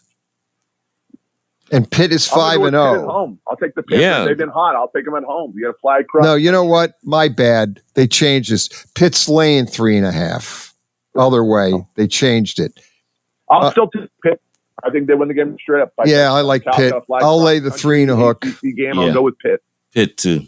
All right. We're Pitt across the board. We lay 3.5. Let's go to, here it is. Ohio State's playing a legitimate team. I don't believe I just said that, but they are. They are playing Oregon. This is their really first test of the year. Oregon is getting 3 points. Home dog Oregon, 3 points, playing the Buckeyes. Oregon's 5-0. Buckeyes are 5-0. NBC. I'm taking the points. In Oregon. And I'm going to take Oregon. And that, I think the Achilles heel for the Oregon Ducks this year is stopping the run. Yep. Chip Kelly's offensive coordinator at Ohio State spreads you out to run the ball, not to pass it, to run it. So I'm going to go with Ohio State and lay the points. Me too. I'm taking the Buckeyes. Not only do they run the ball, those wide receivers, Smith, that wide receiver, who's a freshman, he could go in the NFL draft now. And those wide receivers, and they do have the running backs. I'll take the Buckeyes. I think they'll pound the ball and then open it up to the pass. But it's at Oregon. It's their first big test. Let's move on to Ole Miss at LSU. That's ABC. That's up against the Buckeyes. Ole Miss at LSU. And LSU is getting 3 and a hook at home against Ole Miss. So Ole Miss on the road at LSU laying 3 and a hook. I'm going to take LSU. Dave Clark last year in Jackson, Mississippi. Wasn't this like a 55-49 game last year? That went back and forth. It took it wasn't like 1,200 yards of offense. Yes. Right. Daniel, it was a crazy game. Dart and Daniels kept going back and forth like crazy. Yep. It was I'll take LSU at home at night just because they're at home at night down in Baton Rouge. Baton Rouge, that's a hard place to play at night. Yeah, daytime is not the same as night. I agree with you. It's a whole different dynamic. Yep. Iowa State at West Virginia. That's also tonight at Fox at 8:00. Boy, there's 3 games up against one another. There's some good ones. Iowa State, who's 5-0, taking on West Virginia. And West Virginia manhandled Oklahoma State last week, 38-14. And Iowa State beat Baylor 43-21. Iowa State's a good football team. Mm-hmm. They are actually laying 3 points. So West Virginia, a home dog, getting 3 points in their backyard. And I'm going to take them in their backyard. Yeah. I'm going to take West Virginia home too. Give me the Mountaineers. Yep. Yeah. I tell you what, I'll be the outlier. I'll take the Iowa State. I just think they're a better team, but on the road it could be. With the local guys from Mount Union, Matt Campbell and the guys on the coaching staff. Sentimental pick. Okay, let's move on to the last pick of the night, and that's the 10:15 tonight on ESPN. This is one, man, I like to kind of try to stay up and watch it, but it says 10:15. Colorado, Deion, 4-1. Deion's getting 4. The Colorado Rockies. They're getting, we'll leave it at 4. They changed it 3.5. We'll leave it 4. It was earlier. Anyway, Colorado gets 4 points at home versus Kansas State. Kansas State's coming off a bye. Last time they were out, they took Oklahoma to the woodshed 42-20. I'll take the Kansas State Wildcats in that one. And lay 4. Yep. Irish Mike, how do you say? I'll take Kansas State. Okay. Oh, man, this is Dave a tough Clark. one. If Colorado can keep up their defensive play, they've been doing They're playing good. They're going to score. They're off a bye, too. Yeah. Both teams are off of the bye week, although Colorado beat Central Florida 48-21 when they did play last. And then obviously I already said Oklahoma State, K-State. They've had a week to rest, get the players kind of off the injured. This is tough. I'm gonna take Colorado though. Deion. Yeah, I think this could go either way though. For sure. I think it's gonna be a good one. Yeah, I guess that's the thing that I'm debating about. I don't know. Yeah, this is a tough game. I'll take K-State. It seems like every time I pick against Colorado, they win. I don't know why, but that just happens the way it is. So that's basically, that's our picks. We'll see how it plays out. These are good games this week. I think it's still more that's out there. Is there some more good games? Oh, yeah. It's just, I mean, wow. Yeah, this might be so far the best week in college football because the Buckeyes and Oregon is going to be the big game. But then you've got against Ole Miss and LSU. I know I'll have one game on my tablet. I'll have the Buckeyes on the main set, and then I'll be watching these other games, though. Yeah. Oh, yeah. And Pat, I'd be remiss without mentioning what happened last week because this is the second week in a row that conspiracy theories come out for Dave Clark's Miami of Florida Hurricanes. Oh, yeah. When they were playing Cal 2 weeks ago, they took away a Hail Mary from Virginia Tech and said it was an incomplete pass, and there was no definite knowledge one way or the other. They called it a catch on the field, and then they huddled and they went to replay for 3 minutes, and you couldn't really tell one way or the other. And they said no, it was incomplete pass when there was no verifiable proof. And last week when they played the Cal Golden Bears out in California, there was a blatant targeting that would have virtually ended the game for Miami because it was 3rd down and 6. They stopped in short of the line, but if they would have called the targeting, now they didn't call it on the field, but when they reviewed it, all the broadcasters and the expert they brought in said that was clear targeting. And when the replay official said no targeting in play, and then Miami goes down and scores with 20 seconds to win the game. So that's sad. But but 2 weeks in a row, that shouldn't have happened. Breaks from the officials. Now people are saying the ACC wants an undefeated team in the Final Four for their conference. So maybe they're getting back at the NCAA for basically doing the stuff they did to them. Screwing them over, poor Miami, Florida, all those years. You never should be in that position. Trying to ruin the when you bleeding a team like that, you should never be in that position. Right. I'm just saying that as a player. How can you allow a team to get back in the game like that? Yeah, you're dominating that game. Yeah. Correct. You're right about that. Yeah, so it shouldn't come down to one play. I think they won the 4th quarter down by 17 points. Right? Yeah, and you let it come down to one play and a call. That you should never be in that position. And that's the bottom line. You can't. Yeah. They always say that. Yeah, you just can't. Don't let the referees decide the game. Yeah. Let's see. They're off this week, Miami, Florida. Are they? Yeah, they are. They have Duke next week at 7:00 on ESPN2. But they are basically Miami, Florida is what? They're probably 5 or 6-0. They're let's see. Yeah, that's Florida State. No, I've got the wrong team. Yeah, I'm sorry. They don't have Duke. That's Florida State. I popped the wrong one. Here it is. Miami, Florida has Louisville next week. Yes, they are. They have next week. You're right. Noon. That's always a hard. Louisville at noon at Louisville, ABC noon. That could be a tricky one for them. Yep, that's a hard place to play. And right now, Miami is 6-0. And their last 2 wins, man, have been nail biters. They beat Cal 39-38, and then Va Tech 38-34. Yep. So that's basically we don't have any good. One of the Miami Canes quarterback, the kid from Washington State, Cam Ward, is one of the top 3 Heisman Trophy candidates right now with all the stats he's putting up down in Miami. Yeah. Is Cam Rising playing this week? Or no, he played. He played last night. They lost. That's right. He's a 7th-year senior. He threw 3 picks. He was terrible. Yeah, they got beat. And he got hurt early in the game, kept playing. Yeah, he hurt that knee early, and he just, I'm going to stay in this game. But he's looking terrible out there. Arizona State beat him 27-19. Oh, there's our music. And that's 2 losses for Utah, so that virtually knocks them out of any contention. Yeah, that's out. That's it. Okay, thanks, Irish Mike. Hey, Dave and Pat, have a great weekend. Thanks for taking Enjoy. Thanks, buddy. Take care. Well, Dave Clark. Shows in the books. Yep. Everybody, stay safe. Do not drink. Do not drive. Stay sober and drive right. And we'll be back next week. Saturday morning sports page. Pat Lucia, Dave Clark, Western Reserve Radio.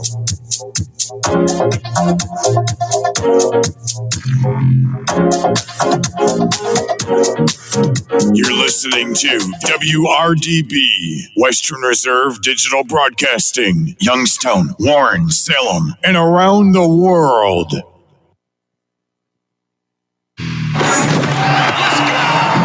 You're watching VSiN's College Football Tailgate Show right here on VSiN, the sports betting network, where you get your winners.